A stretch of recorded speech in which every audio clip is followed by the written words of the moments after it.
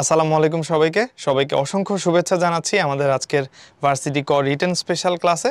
এবং আজকে হচ্ছে আমরা ফিজিক্স ফার্স্ট পেপারের chapter number 5 work energy and power এই চ্যাপ্টারটা নিয়ে তোমাদের সাথে একটু ডিসকাস করার চেষ্টা করব।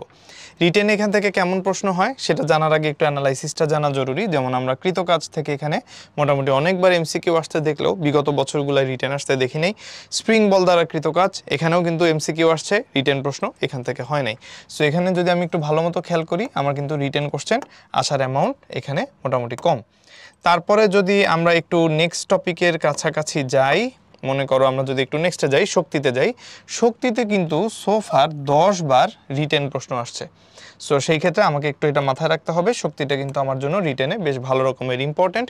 ঢাকা ভার্সিটিতে 2024-25-এও কিন্তু এখান থেকে রিটেন আসছে এবং রিসেন্ট ইয়ারগুলোতে আর সেভাবে করে রিটেন আসতে দেখা যায় নাই, বাট ওভারঅল যদি আমি অ্যানালাইসিস করি অনেকবার কিন্তু এখান থেকে রিটেন প্রশ্ন হয়েছে। ক্ষমতা ও কর্মদক্ষতা, ভরকেন্দ্রের স্মরণ, এগুলো দিয়েও কিন্তু আমরা সেভাবে করে রিটেন দেখতে পাচ্ছি না। সো ইভেনচুয়ালি শক্তির যে অংশটুকু এটা আমার রিটেনের জন্য খুবই ভালো মতো প্রিপারেশন নিয়ে যেতে হবে। বাকিগুলোতে রিটেন আসে নাই, কিন্তু যেহেতু এটা আমাদের রিটেন স্পেশাল ক্লাস বা রিটেনকে ফোকাস করে ক্লাসটা নেওয়া, সো সেই জন্য হচ্ছে আমরা একটু রিটেন ম্যাথগুলো দেখার চেষ্টা করব মোটামুটি সবগুলো টপিক থেকে। তো একদম শুরুতে আমরা শুরু করছি হচ্ছে গিয়ে কাজ দিয়ে। কাজের ক্ষেত্রে ফর্মুলাগুলো তো আমরা মোটামুটি জানি, W=F(s)(cos)θ। আবার কাজকে আমরা বিভব শক্তি বা গতিশক্তিতে কনভার্ট করতে পারি, কারণ কাজ আর শক্তির মাত্রা একক সেম। সো সেই জন্য হচ্ছে আমরা কনভার্সন করে নিতে পারবো। তাহলে কাজের ক্ষেত্রে আমাদের এখানে দেখো, এখানে কাজের ক্ষেত্রে আমাদের প্রথম যেই অঙ্কটা এটা, এখানে কাজে প্রথম অঙ্কটাতে আমাদের কি বলছে, এখানে বলেছে যে একটা কণার উপর এফ ভেক্টর নিউটন বল প্রয়োগের ফলে এফ ভেক্টর হিসেবে এটা হচ্ছে গিয়ে ফোর্সটা আমাদের কাছে দিয়ে দেয়া আছে এবং কণাটা এত বিন্দু থেকে এত বিন্দুতে স্থানান্তরিত হয়। বল কর্তৃক সম্পাদিত কাজের পরিমাণ কত হবে সেটা হচ্ছে আমাকে ইভেনচুয়ালি এখান থেকে বের করতে বলেছে আর কি।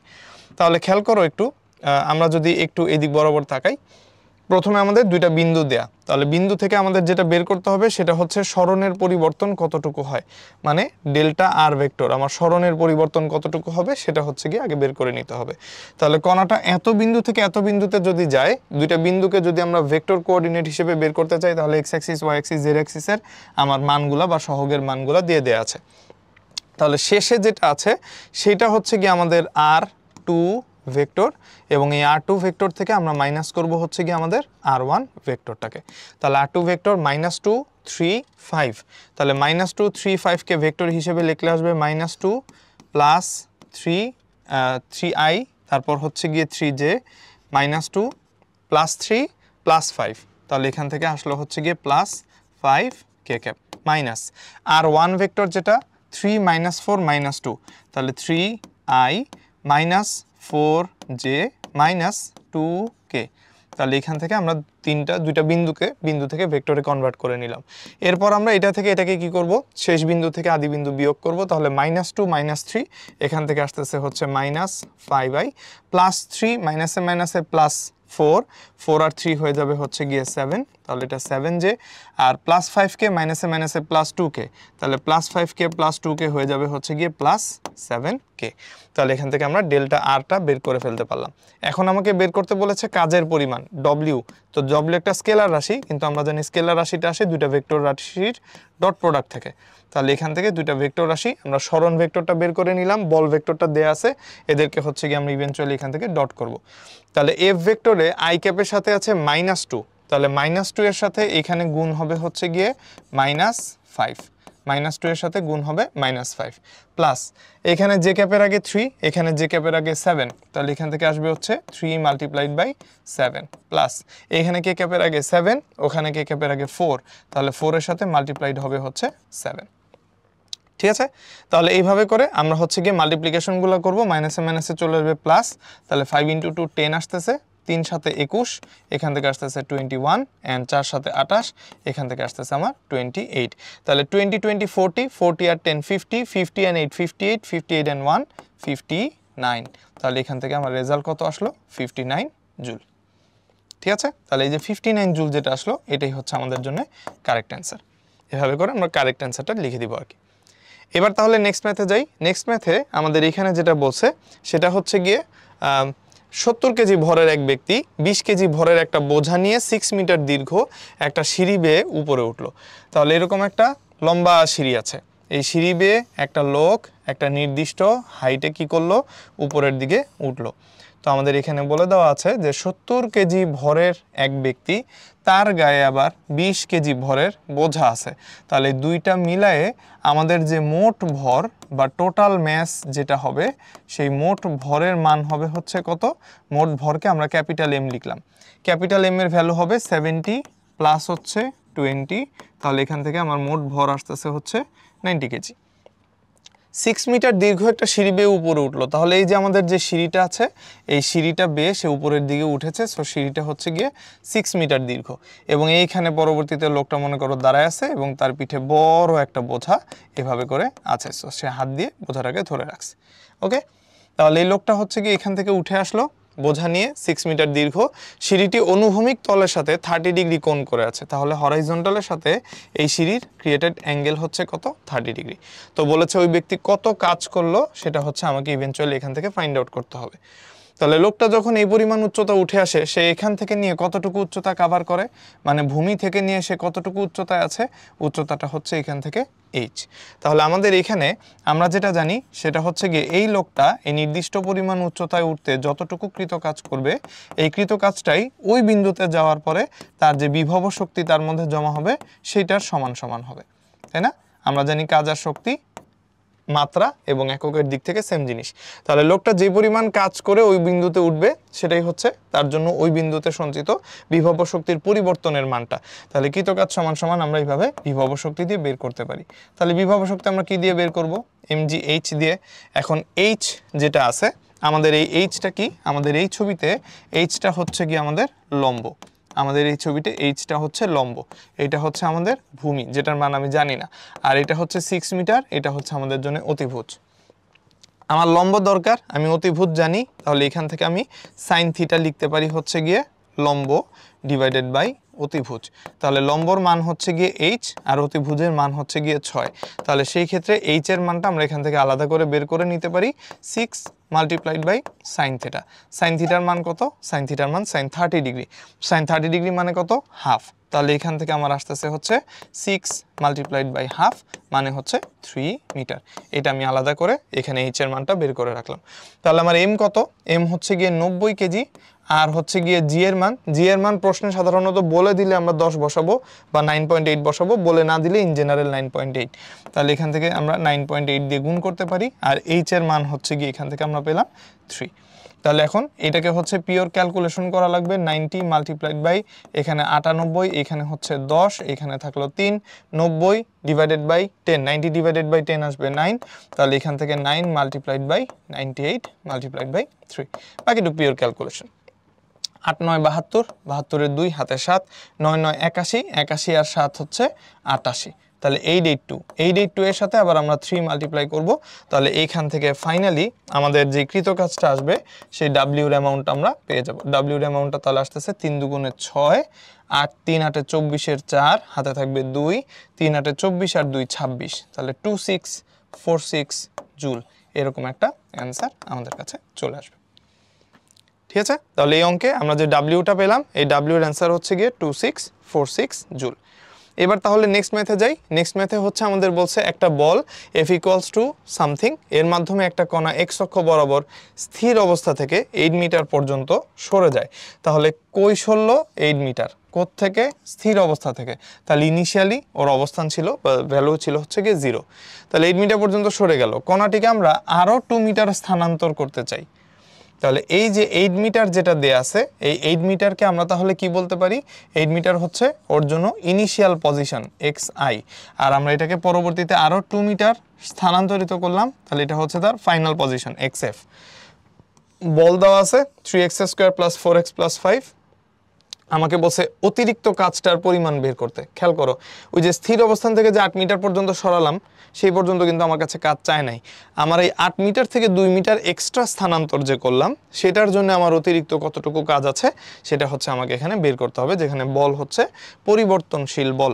তাহলে এইখান থেকে আমরা এই ম্যাথটা করার সময় এভাবে দেখতে পারি যে আমাদের এইখানে ম্যাথটা আসলে ধ্রুব বলের দ্বারা কৃত কাজ যেটা আমরা বের করি সাধারণত, এটা সেটা না, এটা হচ্ছে গিয়ে পরিবর্তনশীল বলের দ্বারা কাজ। তাই না? বলের মানটা আমাদের কিন্তু ফাংশন হিসেবে টাইমের এক্স এর ফাংশন হিসেবে দেওয়া আছে। তাহলে পরিবর্তনশীল বলের দ্বারা কাজ বেসিক্যালি আমাদের বের করতে হবে। তাহলে সেই ক্ষেত্রে আমরা ডাব্লিউ কিভাবে বের করি? ইন্টিগ্রেশনের মাধ্যমে। F multiplied by dx, initial position এখান থেকে ফাইনাল পজিশনে, এটাকে ইন্টিগ্রেশন করতে হবে। তাহলে এফ এর ইকুয়েশন কি? এফ এর ইকুয়েশন হচ্ছে কি আমাদের দেওয়া আছে 3x square plus 4x plus 5, 3x square plus 4x plus হচ্ছে 5, একে আমরা x এর সাপেক্ষে সমাকলন করব, ইন্টিগ্রেশন। আর অতিরিক্ত কাজ যেহেতু চাইছে, অতিরিক্ত কাজের জন্য আমরা সেই অতিরিক্ত কতটুকু নিয়েছি 2 মিটার, 8 মিটার থেকে আরও 2 মিটার, সেটা হচ্ছে গিয়ে আমাদের এখানে বের করতে হবে। তাহলে এখানে একটু 2 মিটার, এক্সএফ তো 2 মিটার না, এক্সএফ হচ্ছে গিয়ে আমাদের কণাটিকে 0 থেকে 8 মিটারে আনার পর আরও 2 মিটার স্থানান্তর করছি। তাহলে এক্সএফ এর মান আসবে হচ্ছে 8 + 2 = 10 মিটার। ঠিক আছে, এক্সএফ এর মান আসবে হচ্ছে গিয়ে, মানে ইনিশিয়াল পজিশন হবে 8 মিটার, ফাইনাল পজিশন হবে 8 + 2 এক্সট্রা গেছে, তাহলে 8 + 2 10 মিটার। তাহলে এখান থেকে আমাদের ইনিশিয়াল পজিশন হবে হচ্ছে 8, ফাইনাল পজিশন এখান থেকে লিখতে হবে হচ্ছে 10। তাহলে 8 থেকে 10 মিটারে নিতে কি অবস্থা হয় সেটা দেখতে হবে। তাহলে এখন এখান থেকে ভ্যালুটা ক্যালকুলেশন করে ফেলি। থ্রাইস এক্স স্কোয়ার ডিএক্স, আমরা তো ফর্মুলা জানি, এক্স স্কোয়ার ডিএক্স হচ্ছে এক্স কিউব ডিভাইডেড বাই 3। তাহলে এখান থেকে 3 আসতেছে, এইখান থেকে আমাদের থাকবে হচ্ছে গিয়ে এক্স স্কোয়ার ডিএক্সকে ইন্টিগ্রেট করার পরে এক্স কিউবড ডিভাইডেড বাই 3 এত থাকলো। এখানে আমরা থার্ড ব্র্যাকেট দিয়ে রাখলাম, আপার limit 10, lower limit 8, plus 4x dx। তাহলে 4 এর জায়গায় 4 থাকলো, x dx এর ইন্টিগ্রেশনে আমাদের আসবে হচ্ছে x স্কয়ার ডিভাইডেড বাই 2। তাহলে এখান থেকে আমাদের আপার লিমিট 10, লোয়ার লিমিট হচ্ছে 8, প্লাস 5dx। 5dx মানে হচ্ছে গিয়ে dx এর ইন্টিগ্রেশন করলে x আসে, তাহলে 5x, আপার লিমিট হচ্ছে 10, লোয়ার লিমিট হচ্ছে 8। বাস, এখন এক্স এর জায়গায় মানগুলো বসায় বসায় ক্যালকুলেশন করতে হবে। ক্যালকুলেশনটা অবভিয়াসলি একটু বড় হবে, সো একটু মাথা ঠান্ডা করে করতে হবে। এখানে হচ্ছে 3 × 3, এটাকে আমরা আগেই বের করে নিয়ে আসলাম আলাদা করে। ভিতরে এক্স কিউবড আছে, এক্স কিউবড মানে হচ্ছে কি আমরা 10 কিউবড, এটা থেকে হচ্ছে 8 কিউবড মাইনাস করব, প্লাস 4, তার সাথে হচ্ছে এখানে হাফ আছে, সো 4 এর সাথে আমরা আগেই হাফকে বাইরে নিয়ে আসলাম, বাইরে নিয়ে এসে 4 এর সাথে মাল্টিপ্লাই করে দিলাম। ভিতরে আছে এক্স স্কোয়ার, তাহলে আগে বসবে আপার লিমিট, দেন বসবে হচ্ছে মাইনাস লোয়ার লিমিট। তাহলে 10 স্কোয়ার মাইনাস হচ্ছে 8 স্কোয়ার, প্লাস এখানে শুধুমাত্র 5 আছে আর এক্স এর জায়গায় কোনো স্কোয়ার কিউব নাই, সো 10 - 8 আপার লিমিট মাইনাস লোয়ার লিমিট, এটা বসায় দিলেই রেজাল্টটা চলে আসবে। এখন বাকিটুকু হচ্ছে কি আমাকে বেশ বড়সড় একটা ক্যালকুলেশনের মধ্যে দিয়ে যাওয়া লাগবে। এটা তো 3 × 1/3 ক্যালকুলেশনে বাদ হয়ে যায়। তাহলে এখান থেকে আমাদের 10 কিউব মানে হচ্ছে গিয়ে 1000, তাই না? 10 10 স্কোয়ার 100, 10 কিউব হচ্ছে 1000। এখান থেকে আমাদের 8 কিউবকে মাইনাস করতে হবে।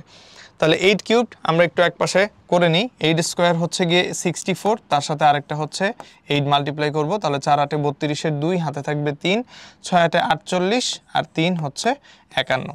তাহলে 8 কিউব কত আসে? 8 কিউব আসে হচ্ছে গিয়ে 512।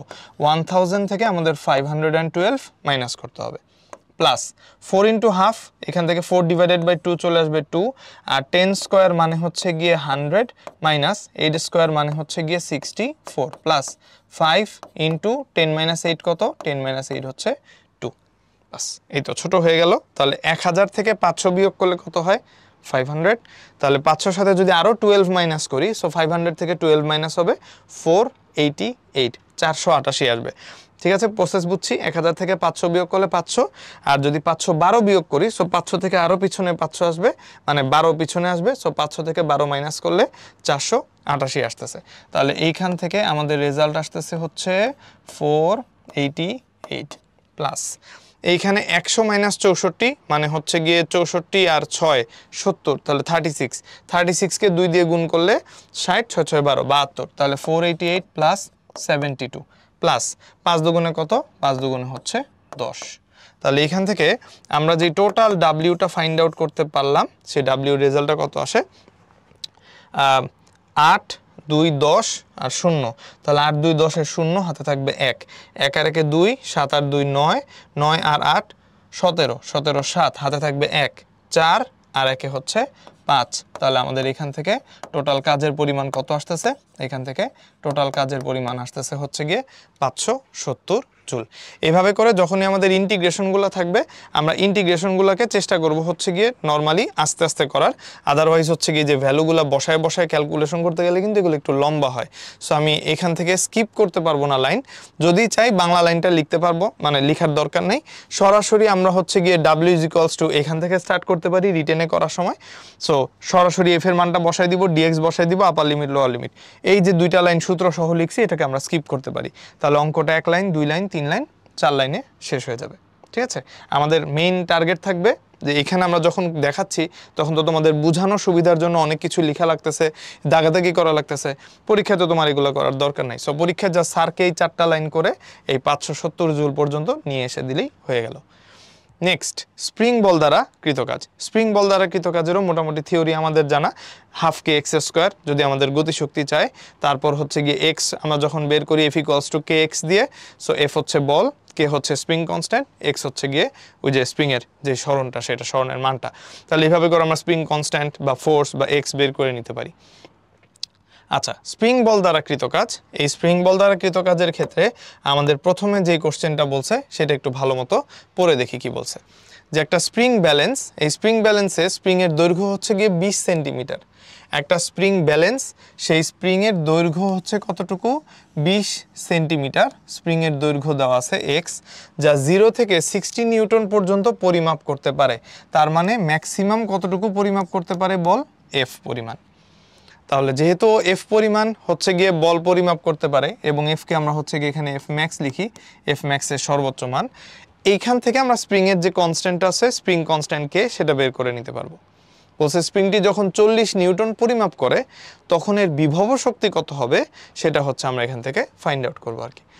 তাহলে প্রথম কথা হচ্ছে আমাদের এখানে গিভেন ডেটা কি? গিভেন ডেটা হলো যে স্প্রিংয়ের লেংথ এক্স হচ্ছে কত? স্প্রিংয়ের লেংথ এক্স হচ্ছে 20 সেন্টিমিটার, আর হচ্ছে 40 নিউটন পর্যন্ত আসতে পারে। তাহলে 20 সেন্টিমিটারকে আমরা কনভার্ট করে নিই 100 দিয়ে ডিভাইড করে, তাহলে এখান থেকে রেজাল্ট আসবে 1/5 মিটার, মিটারে কনভার্ট করে নিলাম। আর স্প্রিংটা হচ্ছে গিয়ে 0 থেকে 60 নিউটন পর্যন্ত পরিমাপ করতে পারে, তাহলে ওর সর্বোচ্চ যে এফ ম্যাক্স আছে বা এফ এর সর্বোচ্চ যে ভ্যালু আছে সেটা হচ্ছে গিয়ে 60 নিউটন। তাহলে আমি যদি এফ জানি, এক্স জানি, তাহলে আমরা একটা ফর্মুলা জানি যে এফ ম্যাক্স = kx বা F = kx, এরকম একটা ফর্মুলা জানি। তাহলে এখান থেকে আমরা খুব সহজে স্প্রিংয়ের যে কনস্ট্যান্টটা আছে সেই কনস্ট্যান্টের মানটা বের করে নিতে পারবো যদি আমরা ফোর্সের মানকে x দিয়ে ডিভাইড করি। তাহলে ফোর্সের ভ্যালু হচ্ছে কত? 60, আর x এর ভ্যালু আমরা বের করে রাখছি হচ্ছে 1/5, 5 6 30, 5 উপরে যে 6 এর সাথে গুণ হবে এখান থেকে হবে 300, তাহলে নিউটন ডিভাইডেড বাই মিটার, তাহলে রেজাল্ট আসবে হচ্ছে 300 newton per metre. Spring constant বের হয়ে গেল। এখন আমাকে স্প্রিং কনস্ট্যান্ট জানার পরে একটা স্পেশাল কেস জিজ্ঞেস করছে, সেটা হচ্ছে গিয়ে স্প্রিং যখন 40 নিউটন বল পরিমাপ করবে, স্প্রিং যখন 40 নিউটন বল পরিমাপ করবে তখন তার সরণ কত হবে। তাহলে এইভাবে খেয়াল রাখতে হবে যে 40 নিউটন বল মাপার সময়, এই যে বাংলাগুলো লিখতেছি পরীক্ষায় কিন্তু তোমার এই বাংলা লেখার দরকার নাই, আমি কিন্তু জাস্ট তোমাদের বোঝানোর সুবিধার জন্য লিখে রাখতেছি। 40 নিউটন বল মাপার সময় যদি আমাদের সরণ x হয়, 40 নিউটন বল মাপার সময় যদি আমাদের সরণের মান x হয়, তাহলে আমরা লিখতে পারি হচ্ছে F = kx, ঠিক আছে। অথবা আমরা এখান থেকে বলতে পারি হচ্ছে গিয়ে x এর ইকুয়েশন আসবে হচ্ছে F/k। নাও স্প্রিং কনস্ট্যান্ট তো আর চেঞ্জ হবে না, একই স্প্রিং, আর f এর মানটা হচ্ছে গিয়ে এবার 40 নিউটন, তাহলে এখানে আছে 40 নিউটন আর এখানে হচ্ছে আমরা মাপতেছি 300 নিউটন পার মিটারে, x এর মানটা এখান থেকে বের হয়ে আসবে। 20 দিয়ে ডিভাইড করো, তাহলে 40/20 আসবে 2, আর 20 100কে 20 দিয়ে ভাগ করলে কত আসে? 5, 200কে ভাগ করলে কত আসবে? 10, 300কে 20 দিয়ে ভাগ করলে কত আসবে? 15, তাহলে 2/15 মিটার। এটা হচ্ছে আমার কিসের ভ্যালু আসলো? x এর ভ্যালু আসলো। তো আমার কাছে x এর ভ্যালু এটা জানতে চাই না, আমার কাছে জানতে চাইছে এটার বিভব শক্তি কত আসবে সেটা নির্ণয় করতে। তাহলে বিভব শক্তি বা পটেনশিয়াল এনার্জি স্প্রিং এর জন্য আমরা এটার ফর্মুলা জানি হচ্ছে 1/2 kx²। বিভব শক্তির ইকুয়েশন হচ্ছে 1/2 কে এক্স স্কোয়ার। তাহলে হাফ স্প্রিং কনস্ট্যান্টের কোনো ঝামেলা নাই, এটা 300-300 মতো আগের মতোই থাকবে। আর এই যে এখন যে এক্সটা আমরা পেলাম সেটাকে করতে হবে হচ্ছে স্কোয়ার, তাহলে 2 স্কোয়ার, এখানে হচ্ছে 15, ঠিক আছে, 2/15 হোল স্কোয়ার। তাহলে 300কে 2 দিয়ে ভাগ করব, 300কে 2 দিয়ে ভাগ করলে আমার আসবে হচ্ছে 150, আর এখান থেকে 2 স্কোয়ার চলে আসবে 4। 15কে স্কোয়ার করব, 15কে স্কোয়ার না করে আমরা একবার এইভাবে করে লিখে রাখি, তাহলে ক্যালকুলেশনে সুবিধা হবে। দেখো 150 ডিভাইডেড বাই 15, 10 চলে আসলো। তাহলে এখান থেকে আমার উপরে থাকতেছে হচ্ছে 10 × 4, ঠিক আছে, 150কে 15 দিয়ে ভাগ করলে 10 আসে, 10 × 4, আর নিচে থাকতেছে হচ্ছে এখন 15। আবার 5 দিয়ে কাটাকাটি করা যায়, 5 দুগুণে 10, 3 5 15, 2 × 4, তাহলে 4 দুগুণে 8 ডিভাইডেড বাই 3, তাহলে 8 ডিভাইডেড বাই 3 আসলো পটেনশিয়াল এনার্জি। তুমি এভাবে রেখে দিতে পারো এত জুল, অথবা 3 দুগুণে 6, 7 8, 2 ভাগশেষ থাকে, দশমিক ফেলবো, 2 0 আসবে, 3 6 18, 3 6 18, 3 6 18, এরকম 2.666 আসতেই থাকবে। সো যদি এভাবে করে আসতেই থাকে, অ্যাপ্রক্সিমেটলি আমরা এটার ভ্যালুটা বলতে পারবো হচ্ছে 2.67। তাহলে পটেনশিয়াল এনার্জির ভ্যালু আসবে হচ্ছে 2.67 জুল। যেহেতু পটেনশিয়াল এনার্জি বের করলাম, এর জন্য হচ্ছে অ্যাপ্রক্সিমেটলি আমরা এখন 2.67 জুল এখান থেকে বের করে রেজাল্টটা দেখাই দিতে পারবো আর কি, ঠিক আছে। তাহলে এইভাবে করে আমরা হচ্ছে গিয়ে এখান থেকে সরাসরি পটেনশিয়াল এনার্জি যে ভ্যালুটা আসে বের করতে পারলাম। অঙ্কটা কিন্তু 3 স্টেপে। শুরুতে আমাদের যে স্প্রিংটা আছে, স্প্রিংয়ের দৈর্ঘ্য আর স্প্রিং কতটুকু বল মাপতে পারে, দুইটা থেকে স্প্রিংয়ের কনস্ট্যান্টটা বের করে নিলাম। কনস্ট্যান্ট বের করার পর সেকেন্ড কেস, আমি স্প্রিংকে বলে দিছি যে স্প্রিংয়ের এতটুকু বল মাপতে হবে। ওই বলের জন্য একটা সরণ আসবে, কারণ স্প্রিং কনস্ট্যান্ট তো কনস্ট্যান্ট, F = kx। তো F যদি ফিক্স করে চেঞ্জ করে দিই, ওই পাশে k এর মানটা ফিক্স থাকলে x এর একটা ফিক্সড ভ্যালু আসবে। x এর ফিক্সড ভ্যালুটা বের করে নিলাম, দেন আমাকে বলছে বিভব শক্তি বের করতে। বিভব শক্তি বের করতে হাফকে x² দরকার, সো x বের না করলে অ্যান্সারটা বের করা যাবে না। নেক্সটে যাই। নেক্সটে হচ্ছে আমাদের গড় বাধাদানকারী বল, এইটার কথা বলা আছে। তো গড় বাধাদানকারী বলের ব্যাপারটা অত জানি, যে উপর থেকে যদি একটা বস্তুকে ছেড়ে দেই, সেটা নিচের দিকে এসে পড়ে। নিচের দিকে যদি একটা এরকম পেরেক থাকে মাটির উপরে লাগানো, তো উপর থেকে একটা বস্তু এসে পড়লে পেরেকটাকে ধাক্কা দিলে পেরেক সহ যদি এটা নিচের দিকে এরকম গেঁথে যায়, তাহলে সেই ক্ষেত্রে আমরা এটা দিয়ে তখন ম্যাথ করতে পারি আর কি। তাহলে গড় বাধাদানকারী বলের ক্ষেত্রে আমাদের শুরুতে দেখো এখানে ম্যাথগুলো কিভাবে করে দেয়া। এখানে যেমন রিটেনের জন্য একটা ম্যাথ বলছে যে 900 কেজি ভরের একটা ট্রাকের ভর কত বলে দেয়া আছে, ট্রাকের ভর হচ্ছে 900 কেজি। এটা ঘন্টায় 60 কিলোমিটার বেগে চলে, ঘন্টায় 60 কিলোমিটার বেগে ট্রাকটা চলতেছে। ব্রেক প্রয়োগ করে 50 মিটার দূরত্বে ট্রাকটি থামানো হয়। ব্রেক প্রয়োগ করে 50 মিটার দূরত্বে ট্রাকটি থামানো হয়। তাহলে এখানে একটা ডিস্টেন্সের ভ্যালু বলে দেওয়া আছে, আমরা এটাকে ধরে নিচ্ছি হচ্ছে গিয়ে এক্স, ঠিক আছে।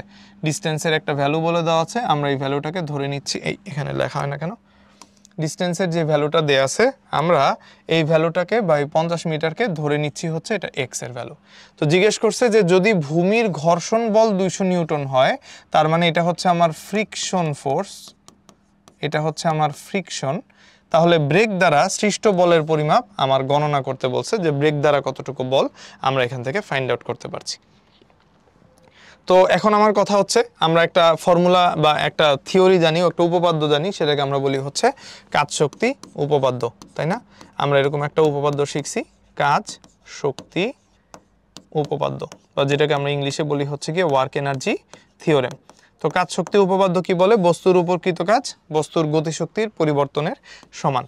তাহলে বস্তুর উপর কৃত কাজ যেটা হয় W, সেটা হবে বস্তুর গতিশক্তির যে পরিবর্তন হয় সেই পরিবর্তনের সমান, ডেল্টা ইকে।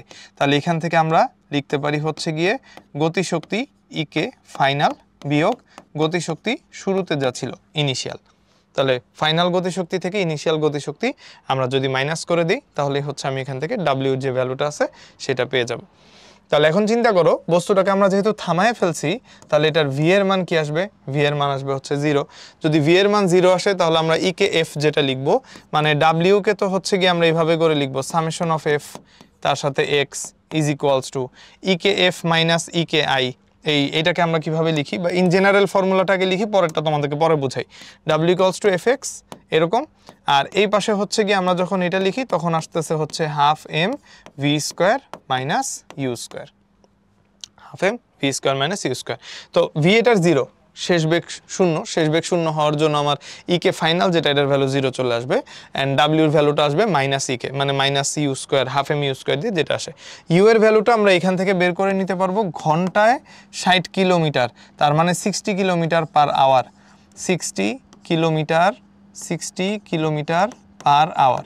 এটাকে আমরা কনভার্সনের জন্য তোমাদেরকে একটা শর্টকাট কিন্তু ক্লাসের মধ্যে, ম্যারাথন ক্লাসে বলে দিয়েছিলাম যে যদি কখনো এরকম কিলোমিটার পার আওয়ার আসে তাহলে কিলোমিটারের জন্য 1000, আওয়ারের জন্য 3600, দুইটা করে শূন্য আমরা 100 দিয়ে কাটতে পারি, তাহলে উপরে আসবে হচ্ছে 10, নিচে আসবে 36, আবার 2 দিয়ে কাটলে উপরে আসবে 5, নিচে আসবে 18। সো কিলোমিটার পার আওয়ারের যে মানে ভ্যালুগুলো দেওয়া থাকে সেটাকে যদি আমরা সামহাও 5/18 দিয়ে গুণ করে ফেলি, এটা মিটার পার সেকেন্ডে কনভার্ট হয়ে যায়। তাহলে সেই ক্ষেত্রে আমরা এখানে 6 দিয়ে কাটতে পারবো, 10 3 6 18 আসে, তাহলে 6 দিয়ে কাটলে এখানে আসবে হচ্ছে 6 10 60, 10 × 5, নিচে আসবে হচ্ছে গিয়ে 3 6 18, 3, তাহলে এখান থেকে 5 10 50, আমাদের ইউ এর ভ্যালু আসতেছে 50/3 মিটার পার সেকেন্ড। ইউ এর ভ্যালুটা আমরা জেনে রাখলাম। তো আমরা এখান থেকে ইউ স্কোয়ার, আমাদের হাফ এম ইউ স্কোয়ার আছে, সেই ইউ স্কোয়ারের ভ্যালুটা এখানে বসাই দিব, আর মাইনাসটা আপাতত আমরা হিসাবের মধ্যে আনবো না। তাহলে আমরা কাজ শক্তি উপপাদ্য থেকে এই জিনিসটা সাধারণত জানি। এখন খেয়াল করো, আমাদের এইখানে যেটা বলেছে সেটা হলো যে আমরা ট্রাক চালাচ্ছিলাম এবং ট্রাকের ব্রেক প্রয়োগ করে এটাকে একটা নির্দিষ্ট দূরত্বে নিয়ে থামানো হয়েছে। তাহলে থামাতে কৃত কাজ, এই যে ডাব্লিউ, এটা হচ্ছে গিয়ে থামাতে যে পরিমাণ ডাব্লিউ বা যে পরিমাণ কৃত কাজ করতে হয়, সেই কৃত কাজটাই এখন হচ্ছে গিয়ে আমরা হাফ এম ইউ স্কোয়ার দিয়ে বের করে ফেলবো। মাইনাসটাকে সরাই দিচ্ছি, মাইনাস দিয়ে বোঝাচ্ছে যে আমার আস্তে আস্তে বেগের মান কমে আসতেছে, বা যেই বল দিচ্ছি এটা একটা বাধাদানকারী বল, যেহেতু এটাকে থামায় ফেলতেছি অবভিয়াসলি নেগেটিভ, সো বাধাদানকারী বলের ব্যাপারটা মাইনাস থেকে আমি হিসাব করতে পারবো, এর জন্য মাইনাসটা আমরা ক্যালকুলেশনে আনছি না। আর হাফ এম ইউ স্কোয়ার লিখলাম যেহেতু ভি ইজ ইকুয়ালস টু 0 এবং এফ বাধাদানকারী বল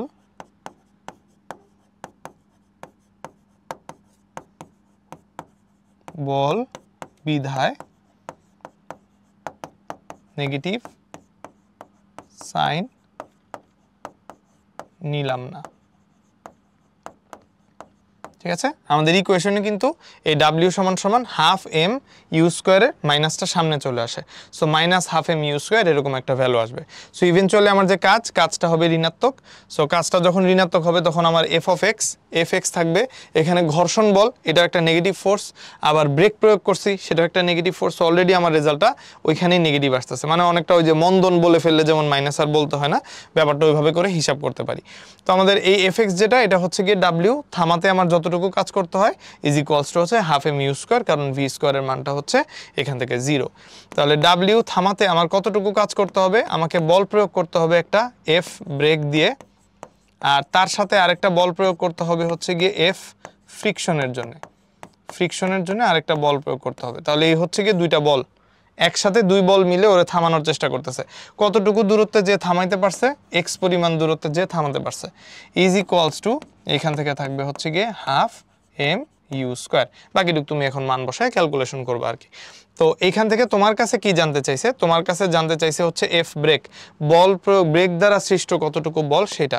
তাহলে এখান থেকে আমরা হচ্ছে গিয়ে এই এফ ব্রেকের যে ভ্যালুটা আছে সেটা হচ্ছে গিয়ে ফাইন্ড আউট করব, আর ফ্রিকশনের ভ্যালু প্রশ্নে বলে দেওয়া আছে 200 নিউটন, এইটা থাকলো। তাহলে এখান থেকে আমাদের আসবে হচ্ছে m you square divided by এক্সটাকে আমরা নিচে নিয়ে যাই, তাহলে এখানে চলে আসবে হচ্ছে 2x, এক্সটাকে নিচে নিয়ে হাফের 2 এর সাথে গুণ করে দিলাম। তাহলে এখন তুমি খেয়াল করো, স্মল এম এর ভ্যালু বলে দেওয়া আছে 900, ইউ এর ভ্যালু তুমি অলরেডি বের করে রাখছো কত, 50/3, তাহলে এখান থেকে আমার এটা আসবে হচ্ছে 50/3 হোল স্কোয়ার, তারপর নিচে আছে হচ্ছে গিয়ে 2, আর এক্স এর ভ্যালু বলছে 50 মিটার দূরে, তাহলে এটাকে আমরা এভাবে 50 দিয়ে মাল্টিপ্লাই করলাম।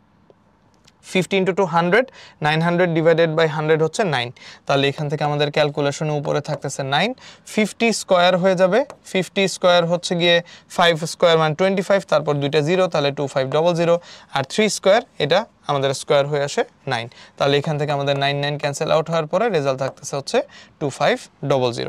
তাহলে বুঝতেই পারছো আমরা ব্রেক কর্তৃক যতটুকু বল এখানে অ্যাপ্লাই করেছিলাম সেই বলের মানটা কত হবে, এফ ব্রেকের ভ্যালুটা কত হবে, ওই পাশে আমাদের রেজাল্ট আসলো 2500 বিয়োগ আমরা এই পাশ থেকে যে ফ্রিকশনের জন্য 200 ছিল -200 করে দিলাম, তাহলে 500 থেকে 200 চলে গেলে 300 থাকবে 2300 নিউটন। বাস এখান থেকে আমি পেয়ে গেলাম হচ্ছে অ্যান্সার। ওকে, তাহলে একটু মাথা কাটা কাজ করতে হবে। এই অঙ্কতেও কিন্তু তোমার এই উপপাদ্য লেখার কোনো দরকার নাই, তুমি সরাসরি এই ফর্মুলায় চলে যাবা। থার্ড ব্র্যাকেটে এটা পুরাটা লিখছি শুধুমাত্র তোমাদের বোঝানোর জন্য। তুমি সরাসরি W = ½ μ² লিখে 2 লাইন 3 লাইন 4 লাইন, মোটামুটি 4 লাইনে এই অ্যান্সারটা নিয়ে আসতে পারবা আর কি। ঠিক আছে, তাহলে এখন আসো আমরা নেক্সট আরেকটা ম্যাথ এইখান থেকে হচ্ছে গিয়ে দেখে ফেলতে পারি। এখানে বলছে বস্তু 1 মানে 1 নাম্বার অবজেক্ট, এটা একটা স্থির বস্তু 2 এর দিকে আগায় যাচ্ছে। তাহলে আমাদের এটা হচ্ছে গিয়ে অবজেক্ট নাম্বার 1, ও আগায় যাচ্ছে কার দিকে, আর একটা স্থির বস্তুর দিকে, এটা হচ্ছে 2। তাহলে স্থির বস্তু বিধায় এটার ইনিশিয়াল ভেলোসিটি u হচ্ছে গিয়ে 0। তাহলে আমার ফার্স্ট যে অবজেক্ট ওর ম্যাস হচ্ছে m1, সেকেন্ড যে অবজেক্ট তার ম্যাস হচ্ছে গিয়ে m2। যার ভর বস্তু 1 এর ভরের দ্বিগুণ, কার ভর, এই যার ভর বলতে বোঝাচ্ছে হচ্ছে গিয়ে আমাদের অবজেক্ট 2 যেটা আছে সেটা। তাহলে অবজেক্ট 2 এর ম্যাস বস্তু 1 বা অবজেক্ট 1 সেইটার ভরের দ্বিগুণ। তাহলে এইটার ভরের দ্বিগুণ হওয়ার মানে হচ্ছে আমাদের যে m2 আসবে সেটা হবে হচ্ছে গিয়ে টুয়াইস m1। m1 এর যে ভর ছিল তার ডবল হবে হচ্ছে m2। আর যা প্রাথমিকভাবে স্থির অবস্থায় ছিল, এই প্রাথমিকভাবে স্থির অবস্থায় ছিল কথাটা কিন্তু অলরেডি একবার বলে ফেলছে যে একটা স্থির বস্তুর দিকে যাচ্ছে। সো ইনিশিয়াল ভেলোসিটি হচ্ছে এটার 0। সংঘর্ষের পর উভয় বস্তু একত্রে লেগে যায় এবং একসাথে চলে। ওকে, একত্রে লেগে যায় এবং একসাথে চলে, তার মানে মিলিত বস্তুর ফর্মুলার মতো হবে। তাদের এই একত্রিত গতির ক্ষেত্রে বস্তু একের প্রাথমিক গতিশক্তির কত অংশ রয়ে যাবে, এটা হচ্ছে আমাকে বের করতে বলছে। তাহলে প্রথম কথা, বস্তু 1 এই বস্তু 1 যেটা আছে, বস্তু 1 এর ভর কত, বস্তু 1 এর ভর হচ্ছে m1। বস্তু 1 এর বেগ কত, বস্তু 1 এর বেগকে আমরা ধরে নিচ্ছি হচ্ছে u1। ঠিক আছে, সাপোজ ধরলাম, এখানে সাপোজ আমরা এখানে মনে করে নিলাম এটার ভেলোসিটি হচ্ছে u1। তাহলে বস্তু 1 এর জন্য যে গতিশক্তি ek1 সেটার ভ্যালু কত আসবে, ½ m1 u1 স্কয়ার। তাহলে এটার u যেটা, এই uটাকে 0 ধরি, এটার u2 ধরি এবং u2 কে 0 ধরি। যেহেতু এটার ভেলোসিটি u1 ধরছি, তাহলে প্রথম বস্তুর জন্য ভর হচ্ছে m1, বেগ হচ্ছে u1, কাইনেটিক এনার্জি হচ্ছে ½ m1 u1 স্কয়ার। আর এখান থেকে u2 এর ভ্যালু, এই u2 এর ভ্যালু হয়ে যাচ্ছে হচ্ছে এখান থেকে 0। সো আমাকে বলছে একত্রিত হওয়ার পর বস্তু 1 এর প্রাথমিক গতিশক্তির কত অংশ রয়ে যায়। বস্তু 1 এর যে প্রাথমিক গতিশক্তি সেটাই হচ্ছে গিয়ে আমাদের এই যে এটা, বস্তু 1 এর প্রাথমিক গতিশক্তি হচ্ছে ½ m u1 স্কয়ার। তাহলে এইটার কত অংশ গতিশক্তি রয়ে যাবে সেটাই হচ্ছে আমাকে ইভেন্চুয়ালি এখান থেকে ফাইন্ড আউট করতে বলছে আর কি। আচ্ছা, তাহলে এখন কথা হচ্ছে যে যদি আমাদের এখন এইখানে ভ্যালুটাকে ফাইন্ড আউট করতে হয়, আমরা তাহলে এখান থেকে ক্যালকুলেশন কিভাবে করে করব। তাহলে প্রথম কথা, মিলিত বস্তুর কেস, আমরা মিলিত বস্তুর কেস এর আগে পড়েছি। যদি একটা বস্তু আরেকটা বস্তুর সাথে সংঘর্ষে লিপ্ত হয় এবং সংঘর্ষ হওয়ার পরে মিলিত বস্তু হয়, তাহলে তখন ভরবেগের সংরক্ষণশীলতার সূত্র m1u1 plus m2u2 is equals to m1 plus m2 multiplied by হচ্ছে v, তাই না? মিলিত বস্তুর ক্ষেত্রে ইকুয়েশন এমন আসে। তাহলে সেই ক্ষেত্রে আমাদের এখান থেকে আসতেছে হচ্ছে m1u1, যেগুলোর ভ্যালু কোনো কিছুরই দেওয়া নাই বেসিকলি, প্লাস m2u2 এর ভ্যালু হয়ে যাবে হচ্ছে 0, কারণ ইনিশিয়ালি u2 এর ভ্যালু 0 ছিল। এইখানে আসবে হচ্ছে m1 প্লাস m2 এর ভ্যালুটা দেখো ওখানে বলছে 2m1 ডবল, তাহলে m1 প্লাস আমরা এখান থেকে 2m1 বসাই দিতে পারি, তার সাথে থাকবে হচ্ছে গিয়ে v। তাহলে এইখান থেকে আমরা যদি final velocity v find out করতে যাই, v ফাইন্ড আউট করতে গেলে এই পাশে থাকবে হচ্ছে m1u1, আর এখানে 2m1 প্লাস m1 মিলে হবে হচ্ছে গিয়ে 3m1। তাহলে m1 m1 ক্যান্সেল আউট হয়ে যাবে। ইনিশিয়াল ভেলোসিটি যেটা ছিল তার 1/3, মানে আমাদের ফার্স্ট অবজেক্ট যেটা, সেই ফার্স্ট অবজেক্টের যে ইনিশিয়াল ভেলোসিটি ছিল সেই ইনিশিয়াল ভেলোসিটির 1/3 হবে হচ্ছে গিয়ে আমাদের দুইটা অবজেক্ট যখন মিলে যাচ্ছে, মিলে যাওয়ার পরে ফাইনাল যে ভেলোসিটি আসতেছে সেটা। তাহলে যদি আমরা এইটা পেয়ে যাই, এখন তাহলে আমরা কি করতে পারবো, এখন তাহলে আমরা বলতে পারবো যে পরিবর্তিত গতিশক্তি, মানে যখন মিলিত হবার হয়ে গেল, মিলিত হবার পরে ফাইনাল যে গতিশক্তিটা হচ্ছে ই কে ফাইনাল, মিলিত হবার পরে ফাইনাল যে গতিশক্তিটা আসতেছে সেটা হচ্ছে হাফ এম ভি স্কোয়ার। তাহলে এম এর জায়গায় এখন কি লিখবো? এম এর জায়গায় হচ্ছে আমাদের যে দুইজন মিলে একসাথে যে ভর তৈরি করতেছে m1 প্লাস m2 সেটা, আর তার যে ভেলোসিটি আছে সেই ভেলোসিটিটা হয়ে যাবে হচ্ছে স্কোয়ার, হয়ে গেল half m1 plus m2 into V square. তাহলে এটা হচ্ছে আমার ফাইনাল কাইনেটিক এনার্জি EKF। আর EK1 যেটা সেটা হচ্ছে গিয়ে আমরা ওখানে লিখে রাখছি প্রথম বস্তুর গতিশক্তির অংশ, সেটা জানার জন্য। তাহলে এখান থেকে আমরা লিখতে পারি হচ্ছে হাফ m1 প্লাস m2 যখন করব তখন এটাকে আবার ভেঙে আমরা m1 প্লাস 2m1 এইভাবে লিখতে পারি। আর ভি এর মান তো এখন আমরা জানি u1 ডিভাইডেড বাই 3, এটা হোল স্কোয়ার হয়ে যাবে। তাহলে এখান থেকে আমাদের আসতেছে হচ্ছে হাফ 2m1 প্লাস m1 আসতেছে হচ্ছে 3m1, আর এখান থেকে u1 হয়ে যাবে স্কোয়ার, 3 স্কোয়ার হয়ে যাবে হচ্ছে 9। তাহলে নেক্সট লাইনে আমরা এইভাবে লিখতে পারি যে এই যে EKF, আমরা যে কাইনেটিক এনার্জির ফাইনাল ভ্যালুটাকে ফাইন্ড আউট করার চেষ্টা করতেছি, সেই EKF এর ভ্যালুতে আমরা রাখলাম মনে করো শুরুতে হাফ। আচ্ছা, যেহেতু প্রথম বস্তুর গতিশক্তির কত অংশ রয়ে যাবে বের করতে হবে, সো আমাকে রিলেট করতে হবে EK1 এর সাথে। EK1 এ হাফ m1 u1 স্কোয়ার আছে, তাহলে হাফ রাখলাম, m1 কে আমরা এখানে রাখলাম, 3 কে ব্র্যাকেটে রেখে দিলাম, তার সাথে এখানে m1 রাখলাম, 3টাকে দিলাম হচ্ছে গিয়ে ব্র্যাকেটে। ও এখানে তো ক্যালকুলেশন করা যায়, 9 কে 3 দিয়ে ডিভাইড করে তো 3 পাওয়া যায়, তাহলে এই 3 থাকবে না, তাহলে না থাকলে এখানে থাকতেছে হচ্ছে half m1, half into m1, তারপরে এখানে থাকতেছে হচ্ছে গিয়ে u1 স্কোয়ার ডিভাইডেড বাই থাকতেছে 3, কারণ 9 কে 3 দিয়ে ডিভাইড করলে আমার এখানে 3 চলে আসবে। তাহলে হাফ m1 u1 স্কোয়ার, তার সামনে যদি আমরা এই 1/3 কে নিয়ে যাই, নিয়ে গেলে এখান থেকে থাকবে হচ্ছে গিয়ে হাফ m1 u1 স্কোয়ার এরকম। তাহলে আমাদের ফাইনাল যে কাইনেটিক এনার্জিটা আসতেছে EKF, এই ফাইনাল এনার্জিটা আসতেছে হাফ m1 u1 স্কোয়ার, যেটা EK1 প্রথম বস্তুর যে ইনিশিয়াল কাইনেটিক এনার্জি ছিল সেটার 1/3, প্রথম বস্তুর যে ইনিশিয়াল কাইনেটিক এনার্জি ছিল সেটার 1/3 অ্যামাউন্ট অফ এনার্জি ওর মধ্যে হচ্ছে গিয়ে এখানে রয়ে যাবে। বাস এইটুক যদি আমি এখান থেকে ফাইন্ড আউট করতে পারি তাহলে আমার এখান থেকে রেজাল্ট ডান। নেক্সটে আসি। নেক্সটে বলছে 0.2 কেজি ভরের একটা বল হাত দিয়ে উল্লম্বভাবে উপরের দিকে ছুঁড়ে দেওয়া হলো। ভালো কথা, তাহলে 0.2 কেজি যেহেতু বলা, সেই ক্ষেত্রে হচ্ছে আমাদের এখানে ম্যাস বলে দেওয়া আছে, 0.2 কেজি আমি ম্যাস জানলাম, উপরের দিকে ছুঁড়ে দিলাম। বল প্রয়োগের সময় হাত 0.2 মিটার এগিয়ে যায় এবং বলটি আরও 2 মিটার উচ্চতায় উপরে ওঠে। তাহলে খেয়াল করো, আমরা যেখানে গ্রাউন্ড চিন্তা করতেছি, বলটাকে ছোড়ার সময় এই ভূমি থেকে আমরা যদি হাতটাকে 0.2 মিটার পর্যন্ত আগে বল সহ উঠাই, তারপর যদি বল ছেড়ে দিই, বলটা যদি পরবর্তীতে আরও 2 মিটার আগায়, তাহলে আমরা যেখানে গ্রাউন্ড চিন্তা করতেছি যেই পয়েন্টে আমাদের এইখানে হাতটা ছিল, এই হাতটা হচ্ছে গিয়ে আমাদের গ্রাউন্ড থেকে কতটুকু উচ্চতায় উঠছে, বল সহকারে কতটুকু উচ্চতায় উঠছে, বল সহকারে হচ্ছে x পরিমাণ উচ্চতায় উঠছে। এবং এইখান থেকে যদি এখন আমরা বলটাকে আবার উপরের দিকে ছেড়ে দিই এবং বলটা যদি এই দিক থেকে উপরের দিকে যাওয়া স্টার্ট করে, বলটা যদি এই পর্যন্ত আসতে পারে, তাহলে এইখান থেকে নিয়ে এই পর্যন্ত যেটা, এইটুক হচ্ছে আবার h। তো আমি আগে বলকে ভূমি থেকে x পরিমাণ উপরে উঠাই দিছি হাত দিয়ে, দেন ছেড়ে দিছি, দেন বল আবার আরও নিজে নিজে h পরিমাণ উচ্চতায় উঠছে। তাহলে হাত 0.2 মিটার এগিয়ে যদি যায়, এটা তাহলে আমাদের x এর ভ্যালু।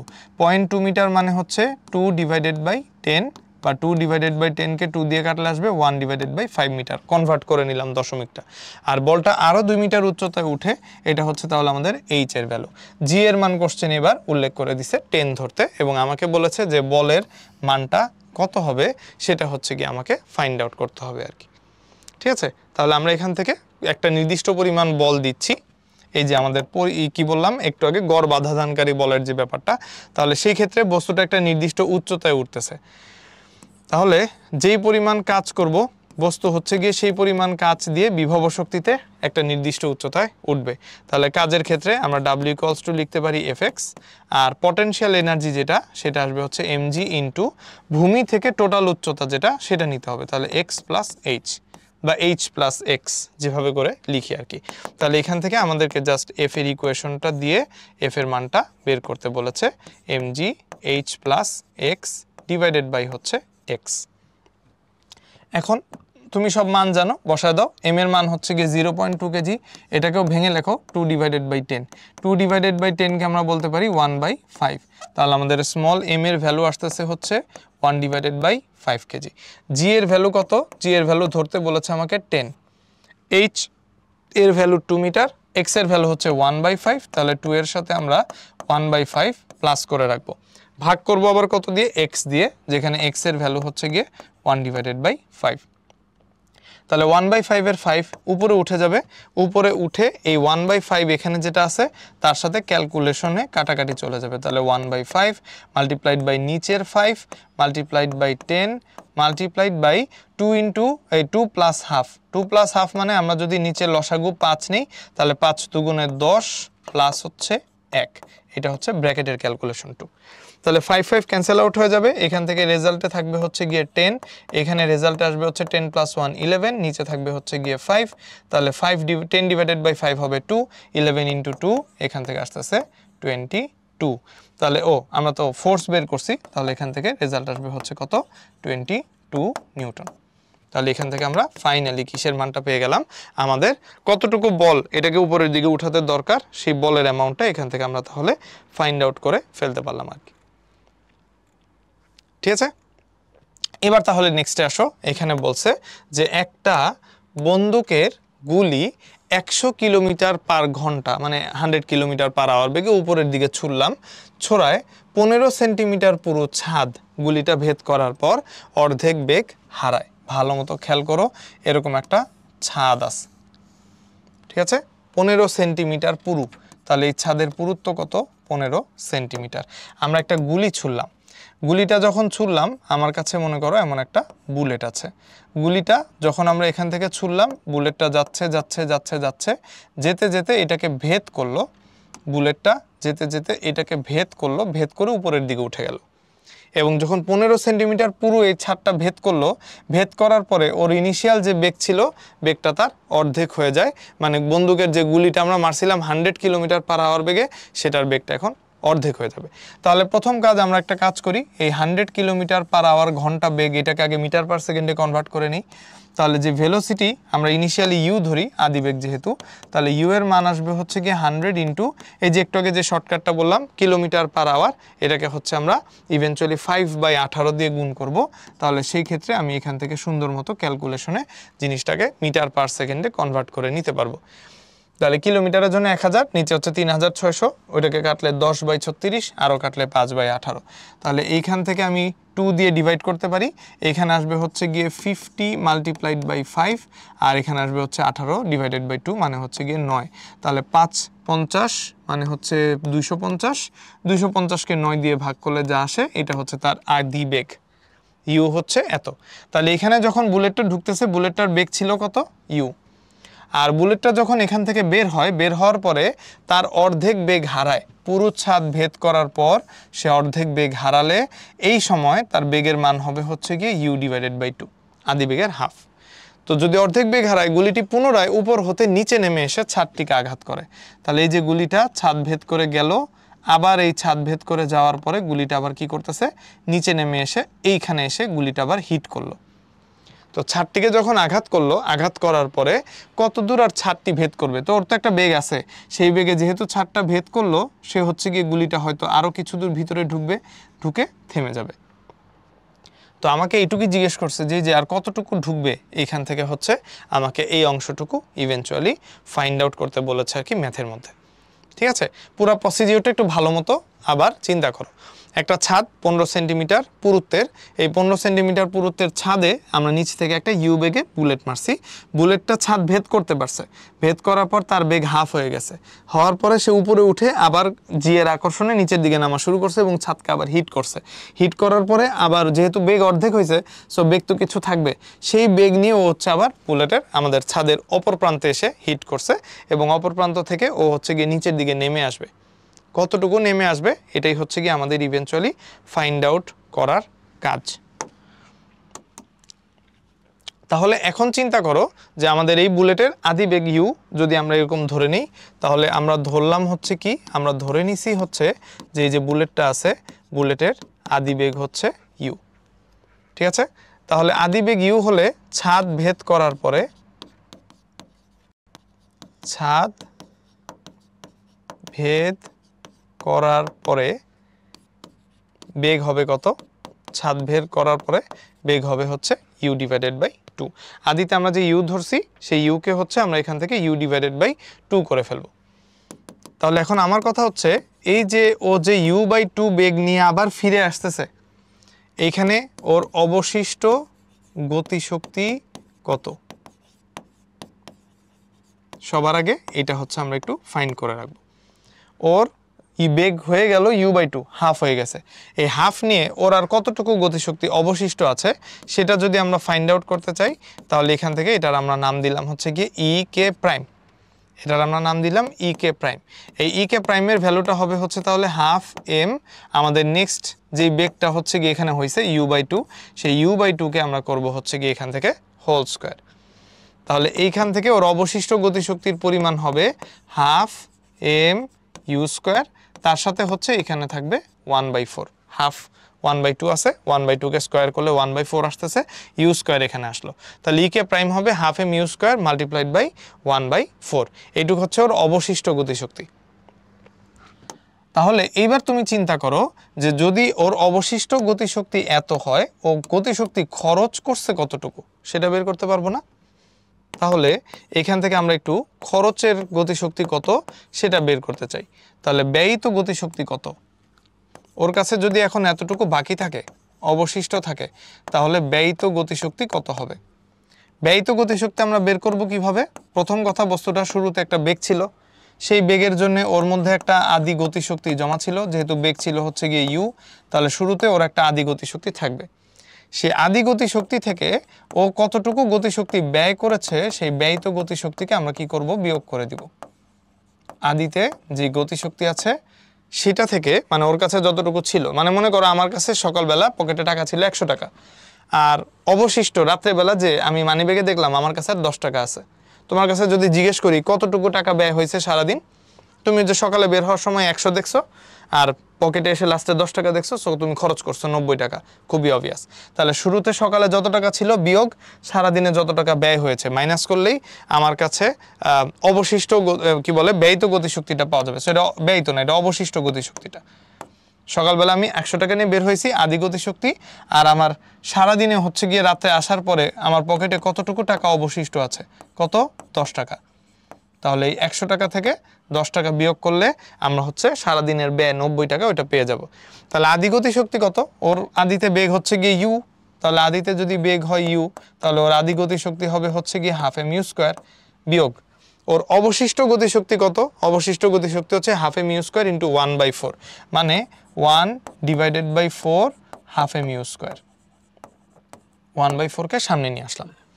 তাহলে 1/4 হাফ এম ইউ স্কোয়ার, এটা আমাদের শুরুতে যে আদি বেগ ছিল ইউ, সেটা থেকে বিয়োগ করে দিব। বিয়োগ করলে আমরা এখান থেকে half M U square common নিতে পারি। Half M U square common নিলে আসবে 1 মাইনাস 1/4। লসাগু 4 নিলে 4 মাইনাস 1 3, তাহলে উপরে হবে 3, নিচে হবে 4।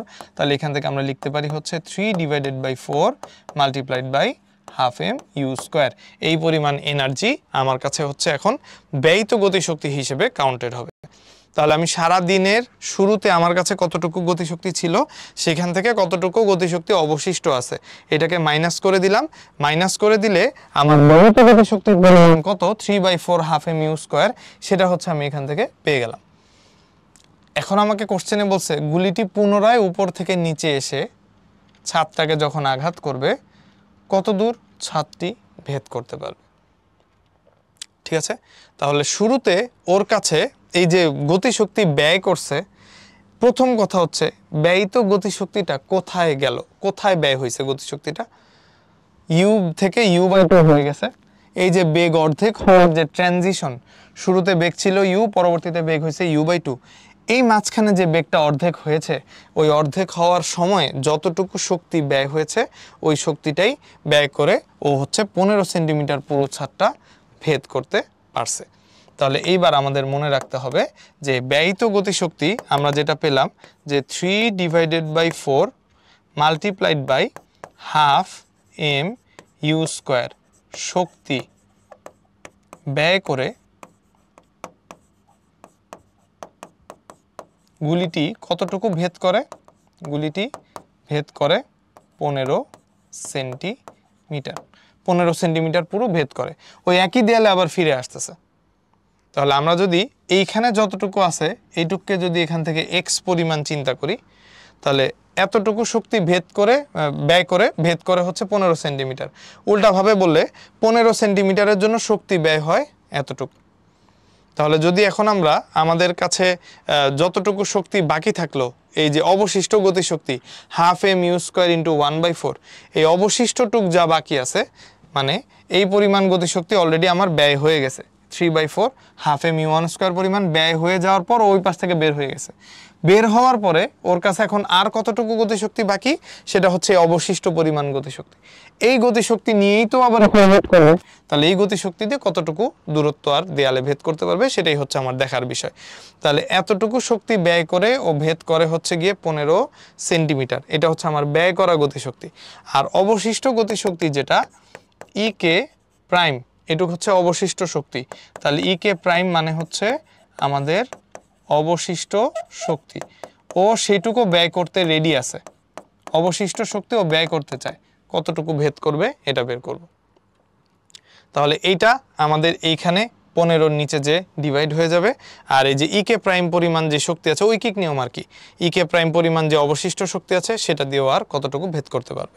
তাহলে 15 multiplied by e K prime divided by এই যে আমাদের 3/4 half M U square, 3/4 half M U square, ঐকিক নিয়ম বুঝছি তো।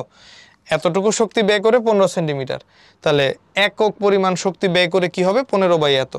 তাহলে ই কে প্রাইম মানে half M U square into 1/4 পরিমাণ অবশিষ্ট শক্তি দিয়ে আর কতটুকু ভেদ করবে ঐকিক নিয়ম থেকে বের করতে পারবো। বাস, বাকিটুকু এখন তুমি আর আমি ক্যালকুলেশন করব।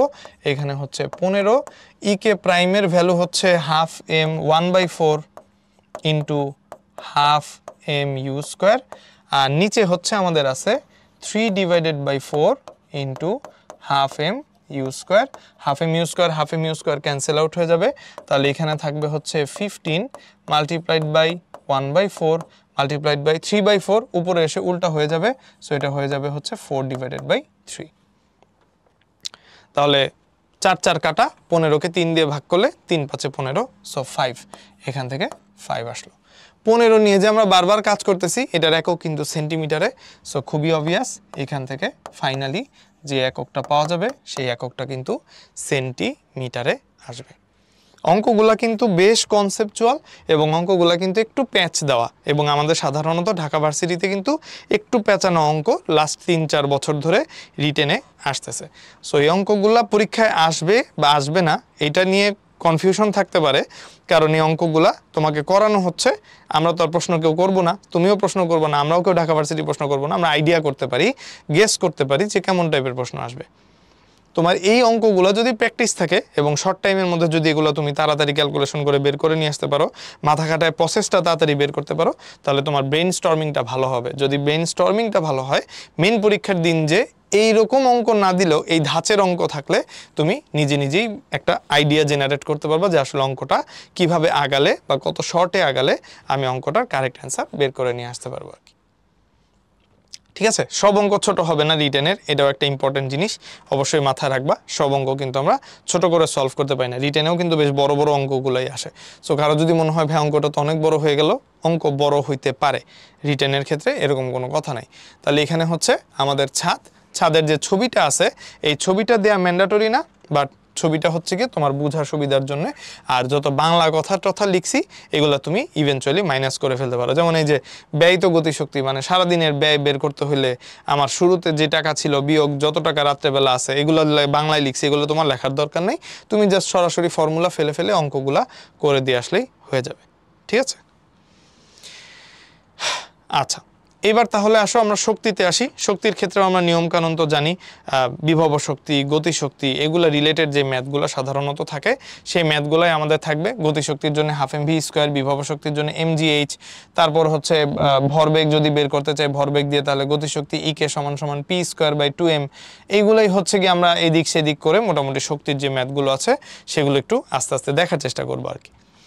তাহলে শক্তির ক্ষেত্রে দেখো আমাদের প্রথমে একটা কোশ্চেন বলে দিয়েছে যে 20 কেজি ভরের একটা বস্তুর বেগ v দেওয়া আছে। তো আমার কাছে জিজ্ঞেস করেছে বস্তুটার গতিশক্তি কত হবে। শেষ, এইটুকুই অঙ্ক। তাহলে আমাদের ভি ভেক্টর বলে দেওয়া, আমাদের এই ভি ভেক্টরটা থেকে ভি এর মডুলাস বা ভি এর যে মানটা আসে সেই মানটাকে একটু ফাইন্ড আউট করে নিতে হবে। ভি ভেক্টরের মডুলাস থেকে এটার মানটাকে একটু ফাইন্ড আউট করে নিতে হবে। তাহলে 2i, তাহলে 2 স্কোয়ার, 6j মানে 6 স্কোয়ার, 3k মানে হচ্ছে গিয়ে 3 স্কোয়ার। তাহলে এখান থেকে আমাদের রেজাল্ট আসতেছে হচ্ছে √4 প্লাস 36 36 প্লাস 9, 36 and 4 হচ্ছে গিয়ে 40, 40 প্লাস 9 হচ্ছে গিয়ে 49। তাহলে এখান থেকে আসতেছে হচ্ছে √49। এটা কিসের ভ্যালু আসলো? এটা হচ্ছে স্মল ভি এর ভ্যালু আসলো। √49 মানে হচ্ছে গিয়ে 7। আমি এটাকে আপাতত 7 লিখতেছি না, √49 মিটার পার সেকেন্ড হিসেবে রেখে দিচ্ছি, কারণ আমার 7 লেখার দরকার পড়বে না। এখন 20 কেজি ভরের বস্তু ম্যাস দেওয়া আছে, আমাকে বলছে বস্তুটার গতিশক্তি কত হবে। সো খুবই অবভিয়াস, আমরা যদি এখন গতিশক্তি ই বের করতে যাই তাহলে এখান থেকে আমাদের হাফ এম ভি স্কোয়ার বসাই দিলেই রেজাল্ট ডান। হাফ এম হচ্ছে গিয়ে 20, দেখো খেয়াল করে ভি কে কেন আমি 7 লিখি নাই, ভি স্কোয়ার করতে হবে। সো 7 লিখলে আমাকে আবার 7 স্কোয়ার করে 49 আনতে হবে। তার চাইতে বেস্ট অপশন হচ্ছে ভি এর মানটা √ সহই রেখে দিই, যাকে স্কোয়ার করলে √ স্কোয়ার চলে যাবে, অটোমেটিক 49 পড়ে থাকবে। তাহলে 20 ডিভাইডেড বাই 2 মানে হচ্ছে 10, 10 এর সাথে আমরা এখান থেকে 49কে মাল্টিপ্লাই করব। সো রেজাল্ট আসবে হচ্ছে গিয়ে 490। তাহলে যেহেতু আমরা কাইনেটিক এনার্জি বের করলাম, আমার রেজাল্ট আসবে হচ্ছে 490 জুল। এবার তাহলে আমরা এটার পরের ম্যাথটা একটু যাই। এই পরের ম্যাথটা কিন্তু আমাদের ঢাকা ভার্সিটিতে 2024-25-এ শক্তির ক্ষেত্রে যেটা তোমাদের বলেছিলাম, ঢাকা ভার্সিটি 24-25-এ কিন্তু এখান থেকে একটা ম্যাথ আসছে। সো এই ম্যাথটা একটু বেশ ভালো কনসেপচুয়াল ম্যাথ, বেশ প্যারাদায়ক ম্যাথ এবং বেশ পেঁচানো ম্যাথ, ঠান্ডা মাথায় একটু বুঝতে হবে। তাহলে একটু খেয়াল করে দেখো, আমাদের বলছে এক্স এবং ওয়াই বস্তু দুইটা কে স্প্রিং ধ্রুবক বিশিষ্ট একটা ভরহীন আদর্শ স্প্রিং দ্বারা যুক্ত। তাহলে ভরহীন আদর্শ স্প্রিং দ্বারা যুক্ত আছে দুইটা বস্তু, একটা হচ্ছে এক্স, একটা হচ্ছে ওয়াই। স্প্রিং ধ্রুবক কত? কে। তার মানে আমাদের এইখান থেকে আমরা এটা বলতে পারি যে স্প্রিংয়ের যে শক্তি হাফ কে এক্স স্কোয়ার, সেটা হচ্ছে গিয়ে এই দুইটা বস্তুর যে কাইনেটিক এনার্জিগুলো আছে এক্স এবং ওয়াইয়ের, একটা হচ্ছে ইএক্স একটা হচ্ছে ইওয়াই, এদের যোগফলের সমান হবে। শক্তি সংরক্ষণশীলতা নীতি অনুযায়ী স্প্রিংয়ের যে শক্তিটা থাকবে বিভব শক্তি, সেটাই দুইটার কাইনেটিক এনার্জির বা শক্তির যোগফলের সমান। কাইনেটিক এনার্জি কেন হবে একটু পরে বলতেছি। কোনো একটি মুহূর্তে স্প্রিংটির 1 সেন্টিমিটার সংকুচিত অবস্থায় বস্তু দুটি অনুভূমিক ও ঘর্ষণহীন একটা তলের উপর স্থির অবস্থায় আছে। বস্তু দ্বয়কে যখন আমি মুক্ত করে দিব তারা পরস্পর থেকে দূরে সরে যাবে, তার মানে যে গতিশীল হয়ে গেল। এজন্য বলছি শুরুতে যে বিভব শক্তি ছিল তাদের যে গতিশীল শক্তি থাকবে ইএক্স আর ইওয়াই, এই দুইটা গতিশক্তি সমান হবে। বস্তুদ্বয় স্প্রিং থেকে আলাদা হওয়ার মুহূর্তে এক্স এর গতিশক্তি হচ্ছে গিয়ে 1 জুল। এক্স এর গতিশক্তি 1 জুল মানে হচ্ছে আমি ই এক্স এর ভ্যালুটা জানি, গতিশক্তির ভ্যালু বলা আছে, কে এর মানটা আমাকে হচ্ছে গিয়ে ফাইন্ড আউট করতে বলছে। অ্যাডিশনালি আমাকে একটা জিনিস বলে দিছে যে এক্স এর ভর ওয়াই এর ভরের 0.4 গুণ, এক্স এর ভর ওয়াই এর ভরের 0.4 গুণ। এটা থেকে দুইটা লাইন লেখা যায়। একটা লাইন আমরা হচ্ছে গিয়ে এইভাবে বলতে পারি যে mass of X is equals to Y এর ভরের 0.4 গুণ। সো এখান থেকে আমরা বলতে পারি হচ্ছে গিয়ে 0.4 ম্যাস অফ ওয়াই, এভাবে করে বলতে পারি। আবার এইখান থেকে আমরা চাইলে আরও একটা লাইন এভাবে করে লিখতে পারি যে mass of Y is equals to 1/4 of M X. M Y যদি বের করি তাহলে এম এক্স তার নিচে হচ্ছে 0.4 দিয়ে ভাগ করতে হবে, এম এক্স এর নিচে 0.4 দিয়ে ভাগ করতে হবে। দুইভাবেই বলা যায়। ওই M of Y M X by 0.4 কেন হবে সেটা একটু পরেই তোমাদেরকে ব্যাখ্যা করছি আর কি। তাহলে এখন আমাদের এখানে হাফ কে এক্স স্কোয়ার আসলো, ইএক্স আসলো, ইওয়াই আসলো, আর এটা হচ্ছে গিয়ে একটা মুহূর্তে স্প্রিংটিকে আমরা সংকুচিত করে রাখছি কতটুকু? 1 সেন্টিমিটার পরিমাণ। তাহলে এবার বস্তুদ্বয়কে যখন আমরা মুক্ত করতেছি তারা পরস্পর থেকে দূরে সরে যায়। বস্তুদ্বয় কিন্তু স্প্রিং ধ্রুবকের সাথে বা স্প্রিংয়ের সাথে একটু আগেও কিন্তু সংযুক্ত অবস্থায় ছিল। তাহলে যখন সংযুক্ত অবস্থায় ছিল আমরা কিন্তু ওই সময়কার যে কন্ডিশনটা শক্তির half k x square is equals to e x plus e y, সেটা কিন্তু অলরেডি এখানে এভাবে করে লিখে রাখছি। ওকে, আচ্ছা, এখন মুক্তভাবে যখন আমরা বস্তু দুইটাকে ছেড়ে দিলাম, মুক্তভাবে যখন ছাড়লাম, মুক্তভাবে ছাড়ার পরে আমার ইকুয়েশনগুলো কেমন দাঁড়াবে? মুক্তভাবে ছাড়ার পরে এক্স অবজেক্টের গতিশক্তি হবে হচ্ছে half M X V X square, এরকম। আর মুক্তভাবে ছাড়ার পরে আমাদের ওয়াই বস্তুটা যেটা আছে, ওয়াই বস্তুর গতিশক্তি কি হবে? ওয়াই বস্তুর গতিশক্তি হবে half my vy square. Y বস্তুর গতিশক্তি হবে হচ্ছে হাফ my vy স্কয়ার। ঠিক আছে, তাহলে এইভাবে করে আমরা হচ্ছে গিয়ে দুইটা এখান থেকে ইকুয়েশন পেয়ে গেলাম। এখন এই যে আমরা মুক্তভাবে যখন বস্তু দুইটাকে ছাড়লাম তখন যে আমরা ex আর ey পাইছি, এর সাথে সাথে মুক্তভাবে বলার মানে হচ্ছে এখানে কিন্তু এক্সট্রা কোনো বলও দেয়া হয় নাই। আবার আমরা এভাবেও বলতে পারি বস্তু দুইটাকে কিন্তু আমরা মুক্তভাবে ছেড়ে দিছি।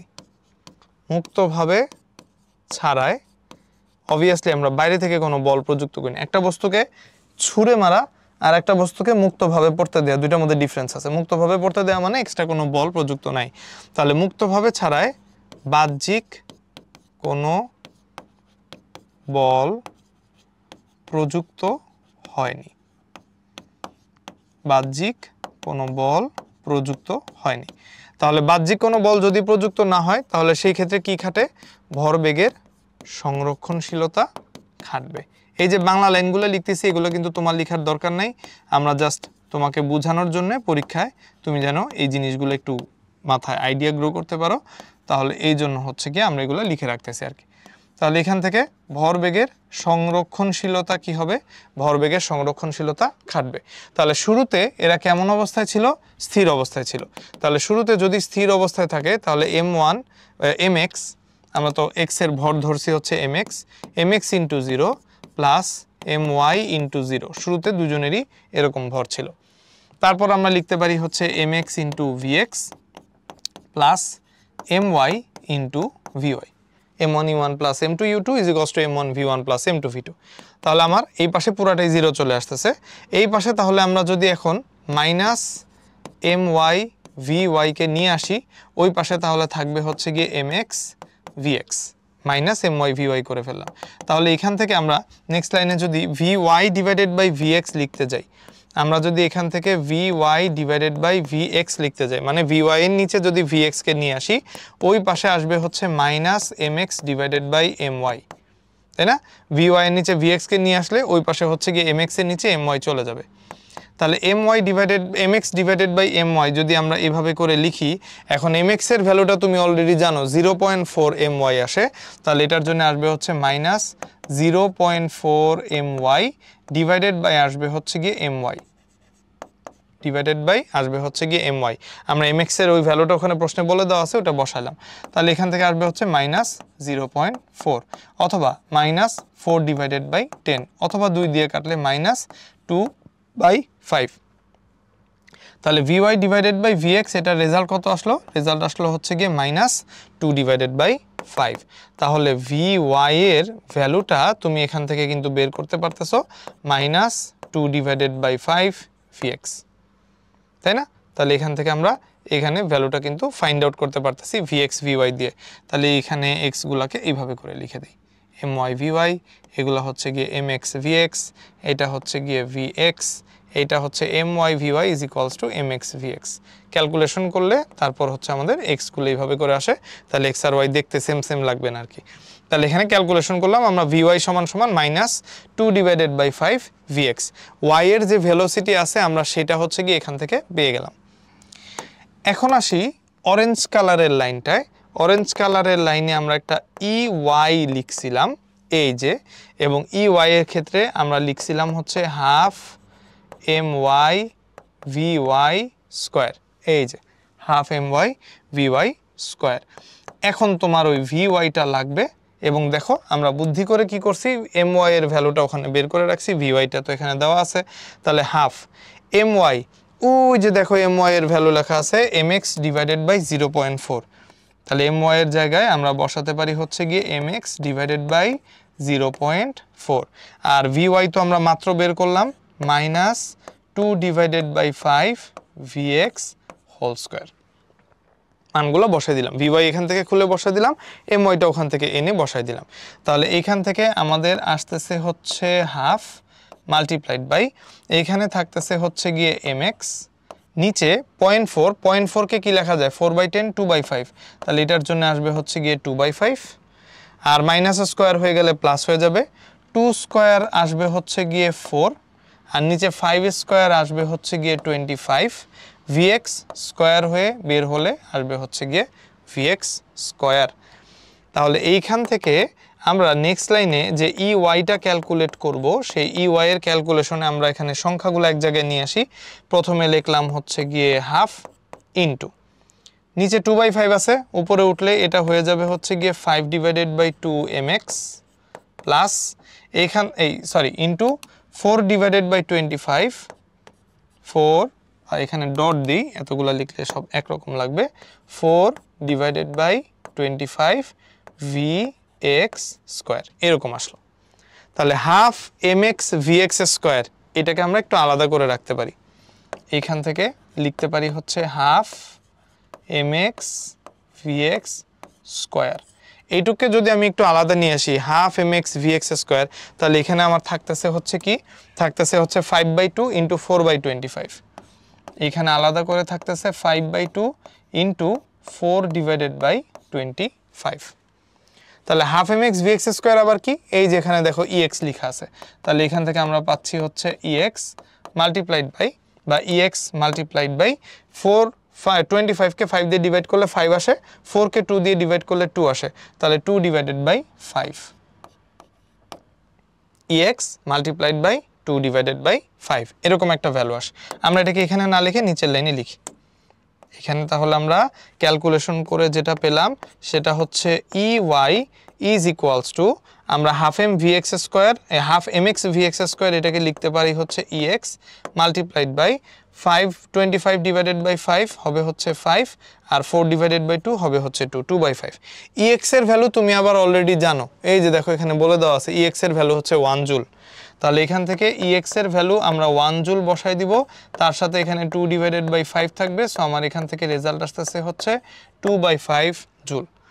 ex এর ভ্যালু 1 জুল কিন্তু, হ্যাঁ এটা কোত্থেকে বসালাম, এই যেখানে ভ্যালুটা দেওয়া আছে এই ভ্যালুটাকে নিয়ে আমরা এই দিক থেকে নামায় নিয়ে এসে এইখানে নিয়ে এসে বসাইছি আর কি। ক্লিয়ার? তাহলে ex এর ভ্যালু 1 জুল, ey এর ভ্যালু 2/5 জুল, দুইটাই হচ্ছে আমি এখান থেকে পেয়ে গেছি। এখন হচ্ছে আমরা লাস্টের লাইনে চলে যাব, k এর মান বের করতে হবে। তাহলে এই যে আমাদের ইকুয়েশন ছিল half kx square is equals to ex plus ey, এই ইকুয়েশনের মধ্যে আমরা এই পাশে রাখতেছি হচ্ছে হাফ kx স্কয়ার, x এর ভ্যালু কত 1 সেন্টিমিটার। এইখানে কিন্তু আমরা সব জুলে বের করছি, সো মিটারে নিতে হবে।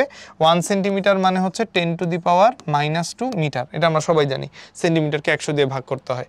তাহলে এইখানে হাফ কে, এইখানে x এর ভ্যালু হবে 10⁻² whole square is equals to ex এর ভ্যালু দেওয়া আছে, এটা রেজাল্ট হচ্ছে 1 জুল, আর ey এর ভ্যালু আমরা একটু আগে যেখানে বাইর করছি এটা রেজাল্ট হচ্ছে 2/5 জুল।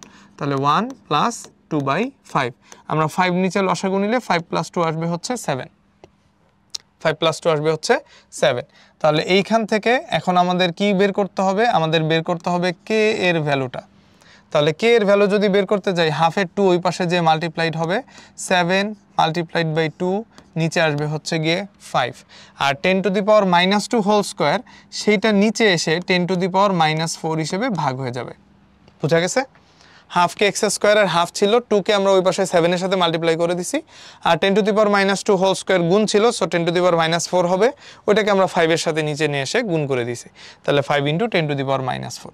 বাস ক্যালকুলেশন হয়ে গেল। এখন হচ্ছে গিয়ে আমরা এখান থেকে 10⁻4 কে উপরে নিয়ে যাই, তাহলে 7 মাল্টিপ্লাইড বাই, একটু নিচে লিখি, এইখান থেকে ক্যালকুলেশনে তাহলে আসবে হচ্ছে গিয়ে কে এর ভ্যালু আসবে 7 মাল্টিপ্লাইড বাই 2 মাল্টিপ্লাইড বাই 10⁻4, 10⁻4 মানে হচ্ছে গিয়ে 10,000, আর তার নিচে ডিভাইড হবে কত দিয়ে, 5 দিয়ে।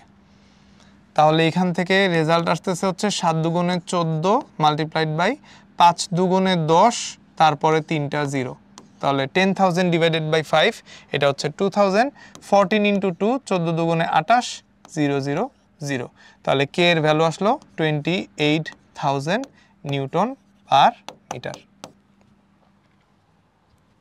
ঠিক আছে? তাহলে এখান থেকে আমরা ফাইনালি স্প্রিং এর যে কে পেলাম সেটা রেজাল্ট আসলো হচ্ছে 28,000 নিউটন পার মিটার। অঙ্কটা কিন্তু বেশ ঝামেলার এবং 2024-25 এই টাইপের ম্যাথ আসছে। অবশ্যই মাথায় রাখবো, পরীক্ষায় সব ম্যাথ সলভ করা লাগে না। চান্স পাওয়ার জন্য 100-তে 100 পেতে হয় না, 100-তে 80 পেলেও হয়।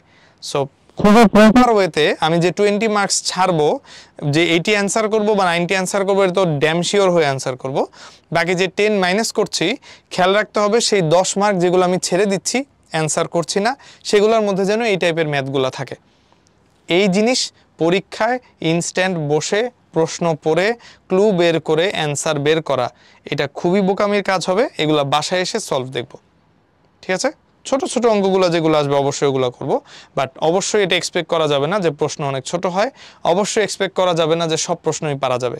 পরীক্ষায় একটা অ্যাডমিশন পরীক্ষায় কখনোই প্রশ্নভাবে সেট করা হয় না যে যা আসবে তুমি সব পারবা। স্যাররা ওভাবে করেই প্রশ্ন করেন, ঠিক আছে?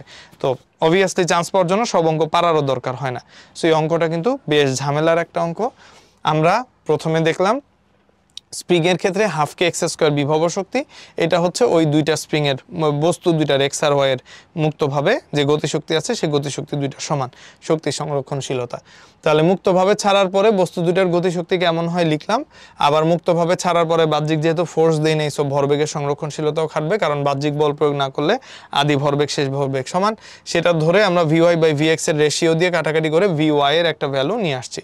তারপর আমরা ইওয়াই থেকে ওয়াই বস্তুর গতিশক্তি বের করে ওইটার সাথে আবার ইএক্স কে রিলেট করে তারপর হচ্ছে গিয়ে ইএক্স এর মান 1 জুল ওইটা বসায় ইওয়াই এর একটা ফুল ফর্ম ভ্যালু পাইছি।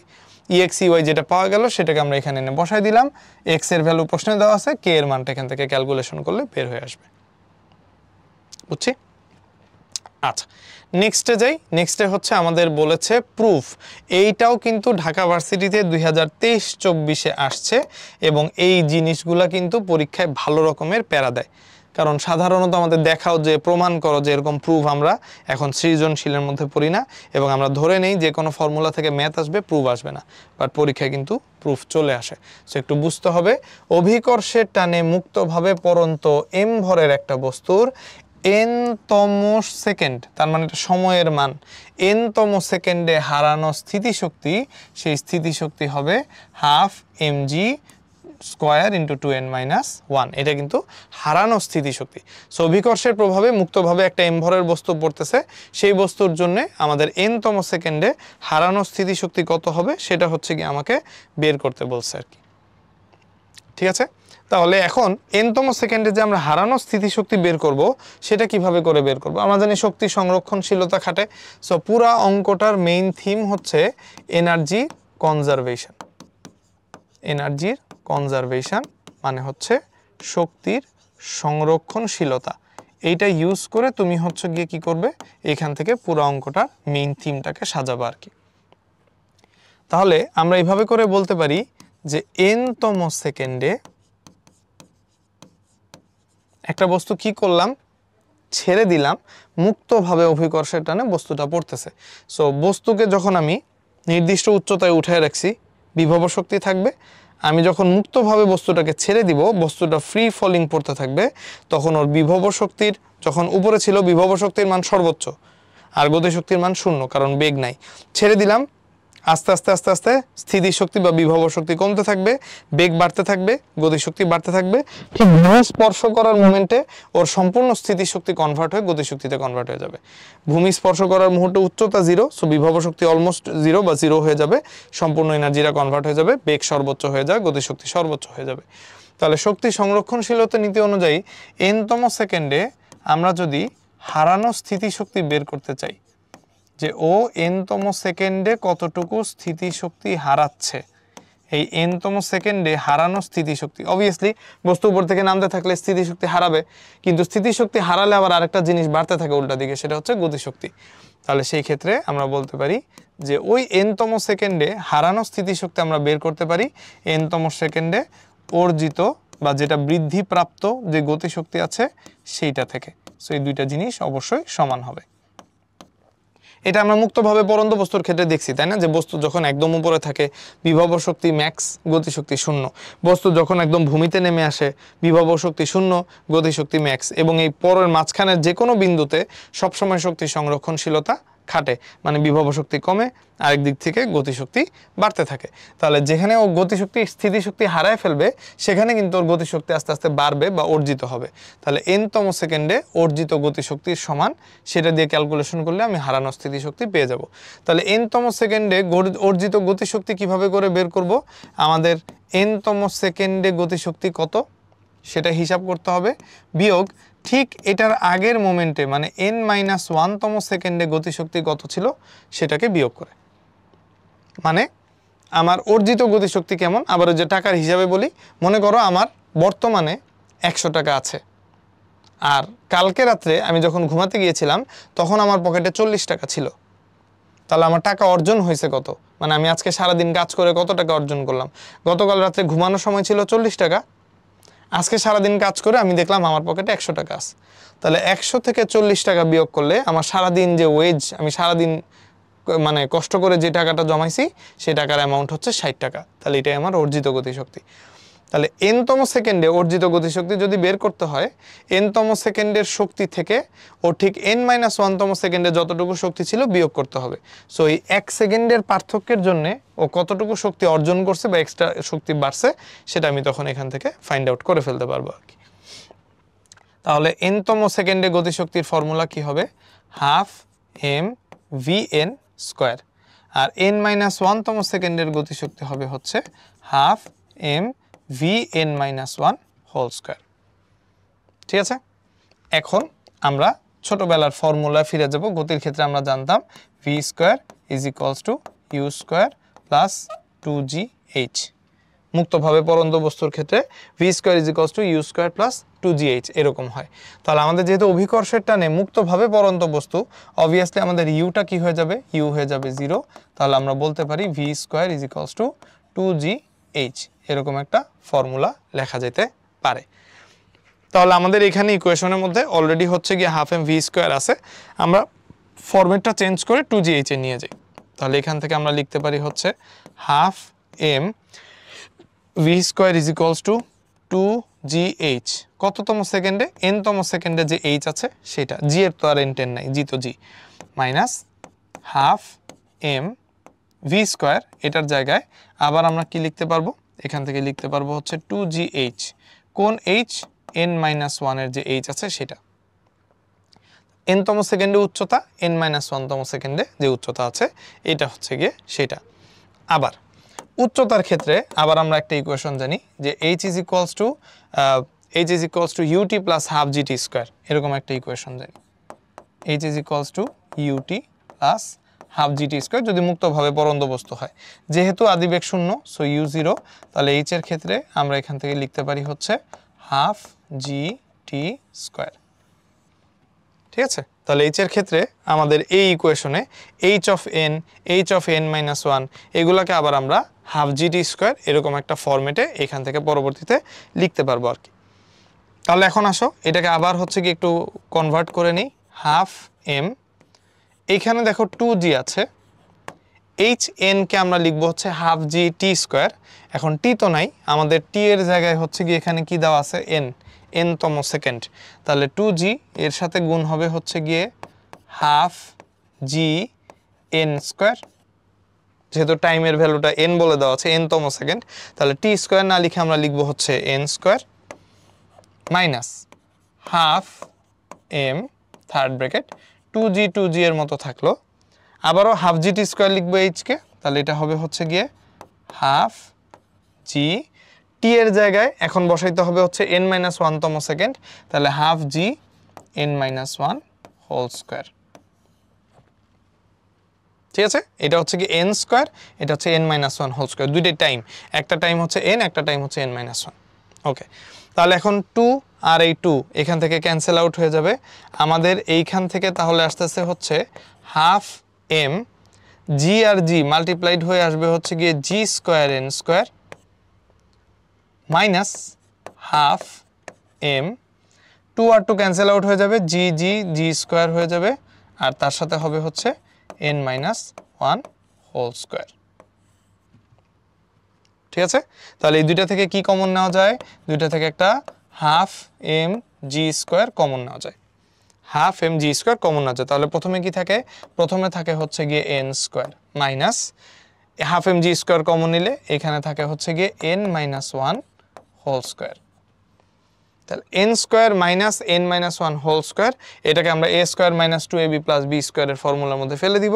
ফেলে দেওয়ার পর বাকি ক্যালকুলেশন করে আমার এখান থেকে রেজাল্ট থাকবে হচ্ছে গিয়ে টু এন মাইনাস ওয়ান।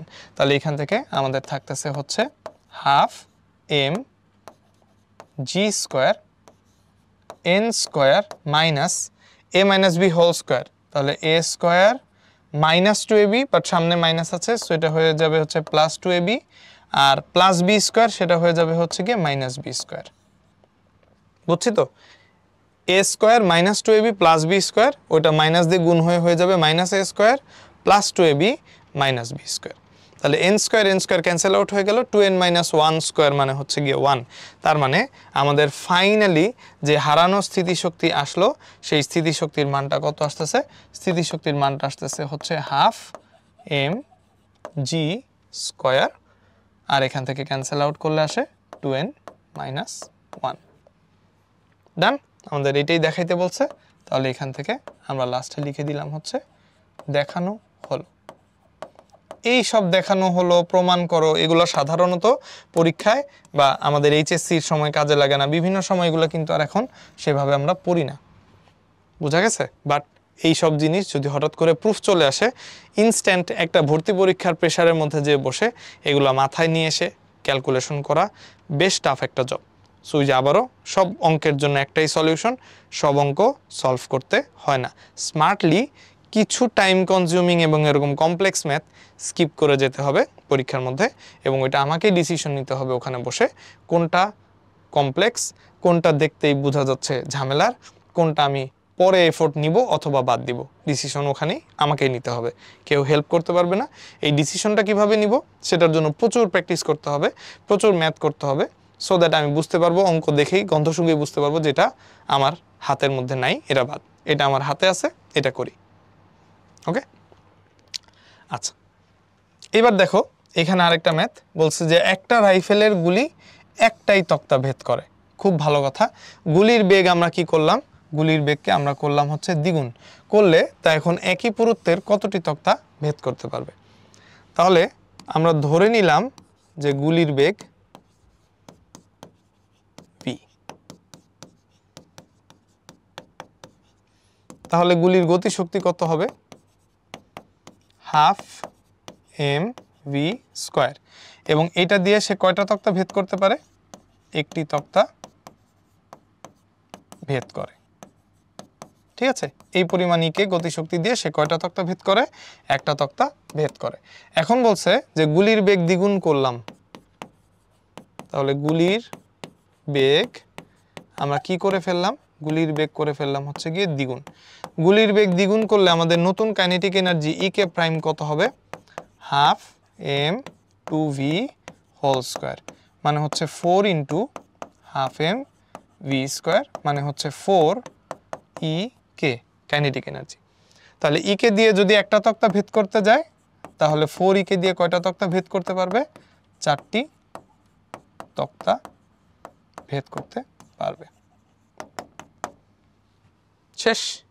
তাহলে আমাদের একটা রাইফেলে গুলি বেগ ভি, গুলির বেগ ভি যদি হয় গতিশক্তি half M V square, half M V square দিয়ে একটাই তক্তা ভেদ করে, গুলির বেগ দ্বিগুণ করলাম, নতুন গতিশক্তি আসলো 4 ইকে, আগের একটা ইকে দিয়ে যদি একটা গুলি তক্তা ভেদ করে একটা তক্তা, তাহলে 4টা ইকে দিয়ে 4টা তক্তা ভেদ করতে পারবে। আচ্ছা নেক্সটে যাই, এখানে বলছে রাজশাহী ইউনিভার্সিটির 19, 20 এবং 13, 14 একটা প্রশ্ন বলেছে যে 2 কেজি ভরের একটা বস্তু 500 মিটার উপরে অবস্থিত একটা বিমান থেকে ফেলে দেওয়া হলো। 2 কেজি ভরের একটা বস্তু 500 মিটার উপরের একটা বিমান থেকে ফেলে দেওয়া হলো, ভূমি স্পর্শ করার পূর্ব মুহূর্তে এর গতিশক্তি কত। তাহলে যে একটু আগেই বললাম যে শক্তির সংরক্ষণশীলতা,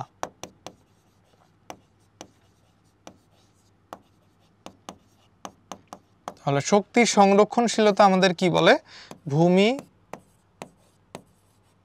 স্পর্শের মুহূর্তে গতিশক্তি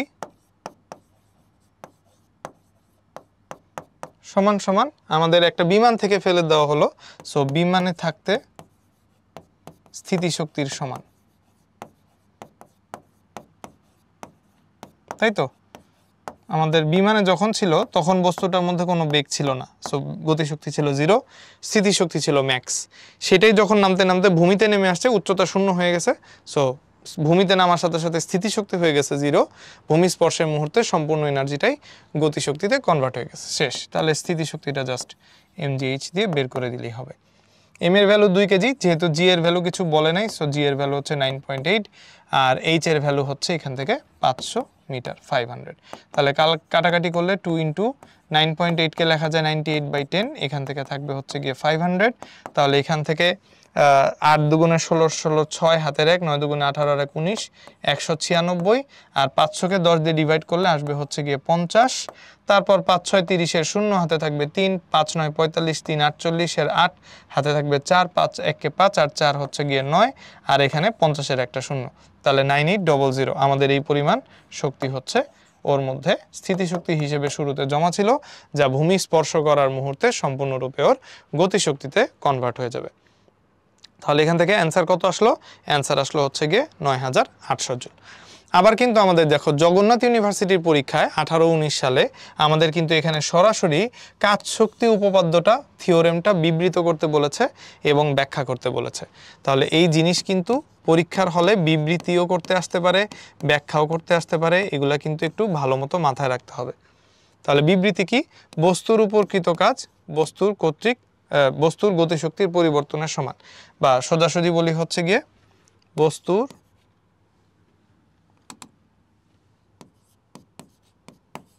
কৃত কাজ তার গতিশক্তির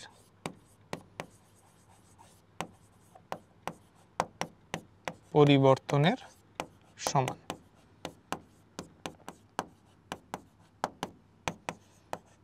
বা তুমি বইয়ে যেভাবে করে শিখছো হুবহু বইয়ের লাইনটা এখানে তুলে দিতে হবে অ্যাজ বিবৃতি হিসেবে। বিবৃতি মানে হচ্ছে স্টেটমেন্ট।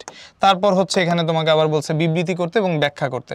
তাহলে ব্যাখ্যাতে যে আমাদের এইভাবে করে লেখা লাগবে যে আমরা ধরলাম বস্তুর আদি বেগ হচ্ছে ইউ, তাহলে সেই ক্ষেত্রে বস্তুর আদিতে যেই গতিশক্তি আসবে সেই আদি গতিশক্তিকে আমরা হচ্ছে ই কে ইনিশিয়াল এটা ধরবো, এবং ই কে ইনিশিয়াল হবে হচ্ছে ½ m/u1²। তাহলে আমাদের এখানে আদি বেগ পেলাম। আবার হচ্ছে গিয়ে আমরা সেম প্রসেসে এখানে লিখবো হচ্ছে গিয়ে বস্তুর শেষ বেগকে আমরা ধরে নিলাম হচ্ছে ভি যদি শেষ বেগ হয় তাহলে এখান থেকে শেষ গতিশক্তি যেটা সেটা হচ্ছে ইকেএফ ফাইনাল, সেই ইকেএফ এর ভ্যালু আসবে হচ্ছে ½ mv²। তাহলে ইউ হচ্ছে আদিবেগ, u1 লেখার দরকার নেই, ইউ হচ্ছে আদিবেগ, তাহলে ½ mu², আর একটা হচ্ছে ½ mv²। তাহলে বস্তুর গতিশক্তি মানে বস্তুর প্রকৃত কাজ বস্তুর গতিশক্তির পরিবর্তনের সমান, এবং বস্তুর গতিশক্তির পরিবর্তন হচ্ছে শেষ গতিশক্তি থেকে আদি গতিশক্তিকে বিয়োগ করতে হয়। তাহলে আমরা তখন এখান থেকে ½ m কমন নিয়ে লিখতে পারি হচ্ছে v² - u²। ঠিক আছে, এখান থেকে আমরা সুন্দর মতো কাজ শক্তি উপপাদ্যটার বিবৃতি আর ব্যাখ্যা বলে দিতে পারলাম। এরপরে একটা কোশ্চেন বলছে যে একটা গাড়ি 36 কিলোমিটার/আওয়ার বেগে গতিশীল, তাহলে গাড়িটার বেগ বের করতে হবে। প্রায় কোন গতিতে চললে গাড়িটার গতিশক্তি দ্বিগুণ হবে? তাহলে এখান থেকে আমরা v1 লিখলাম। v1 হচ্ছে 36, আবারও কিলোমিটার/আওয়ার, ওই যে বুদ্ধি দিছি 5/18 দিয়ে গুণ করব। তাহলে 18 দুগুণে 36, 5 দুগুণে 10, এখান থেকে রেজাল্ট আসবে হচ্ছে 10 মিটার/সেকেন্ড। এখন গতিশক্তি হচ্ছে ইকের ইকুয়েশন কি? ½ mv²। গাড়ির ভরের কোনো চেঞ্জ আছে? নাই। তাহলে গতিশক্তির সাথে বেগের সম্পর্ক কেমন? বর্গের সমানুপাতিক। তাহলে সেই ক্ষেত্রে আমরা জিজ্ঞেস করছে কোন গতিতে চললে গাড়িটির গতিশক্তি দ্বিগুণ হবে। তাহলে ek2 / ek1 যদি লিখতে যাই তাহলে আসবে হচ্ছে গিয়ে v2 / v1²। এখন গাড়িটার গতিশক্তি দ্বিগুণ হবে কথাটার মানে হচ্ছে ek2 যেটা সেটা হচ্ছে পূর্বে যে ek1 ছিল তার ডবল হবে, তাই তো? তাহলে ek2 এর ভ্যালুটায় আমরা এখানে বসাতে পারি হচ্ছে গিয়ে 2 ek1, নিচে হচ্ছে গিয়ে ek1 দিব, তার মানে ক্যান্সেল আউট করলে 2 আসবে, আর এই পাশে থাকবে হচ্ছে গিয়ে v2 / v1 হোল স্কয়ার। তাহলে এইখান থেকে ক্যালকুলেশন করলে v2 ডিভাইডেড বাই v1 এটার ভ্যালু আসে হচ্ছে গিয়ে √2। তাহলে সেই ক্ষেত্রে আমাদের নতুন যে বেগ v2 আসবে সেটা আসবে হচ্ছে গিয়ে √2 মাল্টিপ্লাইড বাই v1। √2 এর ভ্যালু কত? √2 এর ভ্যালু হচ্ছে 1.414, তার সাথে আমরা v1 কে গুণ দিব যার ভ্যালু হচ্ছে গিয়ে 10। তাহলে 1.414 কে 10 দিয়ে গুণ করলে আমরা জানি দশমিকটা এক ঘরে সরে যাবে, 14.14 মিটার পার সেকেন্ড, এরকম একটা অ্যান্সার চলে আসবে আর কি। ঠিক আছে, v2 এর ভ্যালু আসবে তাহলে কত? 14.14 মিটার পার সেকেন্ড। এই হচ্ছে আমরা এখান থেকে পরবর্তীতে ক্যালকুলেশন করে v2 এর এক্সাক্ট অ্যান্সারটা বের করে দিতে পারলাম। এবার আমরা তাহলে নেক্সট ম্যাথে চলে যাই। এখানে বলছে 80 মিটার উচ্চতা থেকে যদি একটি বল মেঝেতে পড়ে এবং বলটির 20% শক্তি মেঝের সাথে প্রতিঘাতে হ্রাস পায়, কতটুকু হ্রাস পায়? 20% পরিমাণ হ্রাস পায়। তাহলে সেই ক্ষেত্রে অবশিষ্ট শক্তি কত হবে? অবশিষ্ট শক্তি 20% হ্রাস পাওয়ার পরে অবশিষ্ট শক্তি হবে কত পার্সেন্ট? 80%। বলটি মেঝেতে বাড়ি খেয়ে যে উচ্চতায় উঠবে সেটা কত? তাহলে এখান থেকে বলটি মেঝেতে বাড়ি খেয়ে কত উচ্চতায় উঠবে এটা হচ্ছে গিয়ে কোশ্চেন, কত উচ্চতায় উঠবে এরকম। ঠিক আছে, it will rise to what height, it will rise to what height এরকম। তাহলে আমাকে বলছে বলটি মেঝেতে বাড়ি খেয়ে কত উচ্চতায় উঠবে, অবশিষ্ট গতিশক্তি কত? 80%। তাহলে আমাদের নতুন যে পটেনশিয়াল এনার্জিটা পাবো ইপি প্রাইম, সেটা আসবে হচ্ছে গিয়ে 80% অফ ইনিশিয়াল যে ইপি ছিল সেটা। তাহলে শুরুতে যে পটেনশিয়াল এনার্জি ছিল তার 80% বাকি থাকবে, ওই 80% নিয়েও বাকিটুকু ওঠার চেষ্টা করবে। তাহলে ইপি প্রাইমকে আমরা এইভাবে করে লিখতে পারি mgh নিউ, নতুন যে উচ্চতায় উঠবে সেটা 80% মানে হচ্ছে গিয়ে 80 ডিভাইডেড বাই 100, আর পটেনশিয়াল এনার্জি শুরুতে ছিল হচ্ছে গিয়ে mgh। তাহলে এখান থেকে বলছে যে 80 মিটার উচ্চতা থেকে ছেড়ে দিয়েছিলাম, এটা তাহলে h এর ভ্যালু, এইখানে mg ক্যালকুলেশনে কাটা যাবে। তাহলে এখান থেকে আমার যে h নিউ আসতেছে সেটা আসবে হচ্ছে গিয়ে 80/100, 80% হচ্ছে 80/100, 8/10 multiplied by mg cancel out, h এর ভ্যালুটা বসাই দিব, h এর ভ্যালু হচ্ছে আবার 80। তাহলে সেই ক্ষেত্রে আমাদের h নিউ মানে নতুন যে উচ্চতায় উঠবে সেটা হবে হচ্ছে 80/10 8, সো 8 × 8, 8 8 64 h স্কয়ার। তাহলে এখান থেকে আমাদের নতুন উচ্চতা কত হবে? নতুন উচ্চতা হবে হচ্ছে গিয়ে 64 মিটার। এইভাবে করে তাহলে হচ্ছে আমরা এটার অ্যান্সারটা ফাইন্ড আউট করতে পারবো আর কি। নেক্সটে হচ্ছে ভরকেন্দ্রের সরণ, খুবই সহজ টপিক। ভরকেন্দ্রের সরণের ক্ষেত্রে আমরা কি জানি? বলছে 3 মিটার ব্যাস আর 5 মিটার উচ্চতা বিশিষ্ট একটা সিলিন্ডারকে শোয়ানো অবস্থা থেকে খাড়া করলাম, কৃত কাজ কত হবে? সিলিন্ডারের ভর বলে দেওয়া আছে। তাহলে খেয়াল করো আমাদের সিলিন্ডারটা কি অবস্থায় ছিল? সিলিন্ডারটা হচ্ছে এরকম শোয়ানো অবস্থায় ছিল। সিলিন্ডারের ছবি আছে? নাই। আচ্ছা, সিলিন্ডারটা মনে করো এরকম শোয়ানো অবস্থায় ছিল ভূমিতে। সিলিন্ডারটা এরকম ভূমিতে, এই পুরাটা হচ্ছে গিয়ে ভূমি, হ্যাঁ, সিলিন্ডারটা হচ্ছে এরকম ভূমিতে কি অবস্থায় ছিল? শোয়ানো অবস্থায় ছিল। তাহলে সিলিন্ডারটা যদি শোয়ানো অবস্থায় থাকে, আমরা এই সিলিন্ডারটাকে পরবর্তীতে কি করছি? সিলিন্ডারটাকে পরবর্তীতে হচ্ছে গিয়ে এরকম দাঁড় করায় রাখছি। এই সিলিন্ডারটাকে পরবর্তীতে হচ্ছে এখান থেকে এরকম দাঁড় করায় রাখছি। তো শোয়ানো থেকে দাঁড় করানো হলো, সেই ক্ষেত্রে আমার ইভেনচুয়ালি কি অবস্থা দাঁড়াইলো সেটাই হচ্ছে বের করতে হবে। তো আমরা একই ছবিতে যদি দুইটা আঁকতে চাই, ব্যাপারটা কেমন দাঁড়াবে দেখো। সিলিন্ডারটাকে আমরা এই শোয়ানো যে অবস্থাটা ছিল, শোয়ানো অবস্থাটাকে এটাকে হচ্ছে কি এরকম করে দাঁড় করায় রাখলাম। এই পজিশন থেকে সিলিন্ডারটাকে নিয়ে আসলাম হচ্ছে এই পজিশনে। এক ছবিতে দেখাই তাহলে বেটার হবে। তাহলে এবার সিলিন্ডারটা যখন শোয়ানো অবস্থায় ছিল, সিলিন্ডারটার ভরকেন্দ্র ছিল কোথায়? এই মাঝখান দিয়ে যদি আমি এরকম একটা ডটেড লাইন টানি, তার সুন্দর করে টানি ডটেড লাইন, এইখান থেকে মনে করো আমরা একটা ডটেড লাইন টানলাম।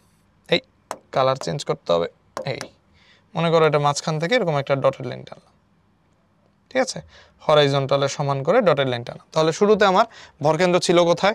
ভরকেন্দ্র ছিল হচ্ছে এইখানে একটা জায়গায়, ঠিক আছে। তাহলে এই যে আমার ওই অংশটুকু ছিল এটা হচ্ছে গিয়ে 3 মিটার ব্যাসের। সো এটার যদি ব্যাস মানে এই মাথা থেকে এই মাথা, এই মাথা থেকে এই মাথা যে ব্যাস যদি আমরা ডি ধরি, তাহলে শুরুতে ও যে উচ্চতায় ছিল সেটা ছিল হচ্ছে গিয়ে d/2। আর সিলিন্ডারটাকে যখন এখন আমরা দাঁড় করায় ফেললাম, দাঁড় করায় ফেলার পর সিলিন্ডারটার যে রেখাটা মানে যে অ্যাক্সিসটা কই চলে আসলো? অ্যাক্সিসটা চলে আসলো এখন আবার এই মাঝ বরাবর এইখানে।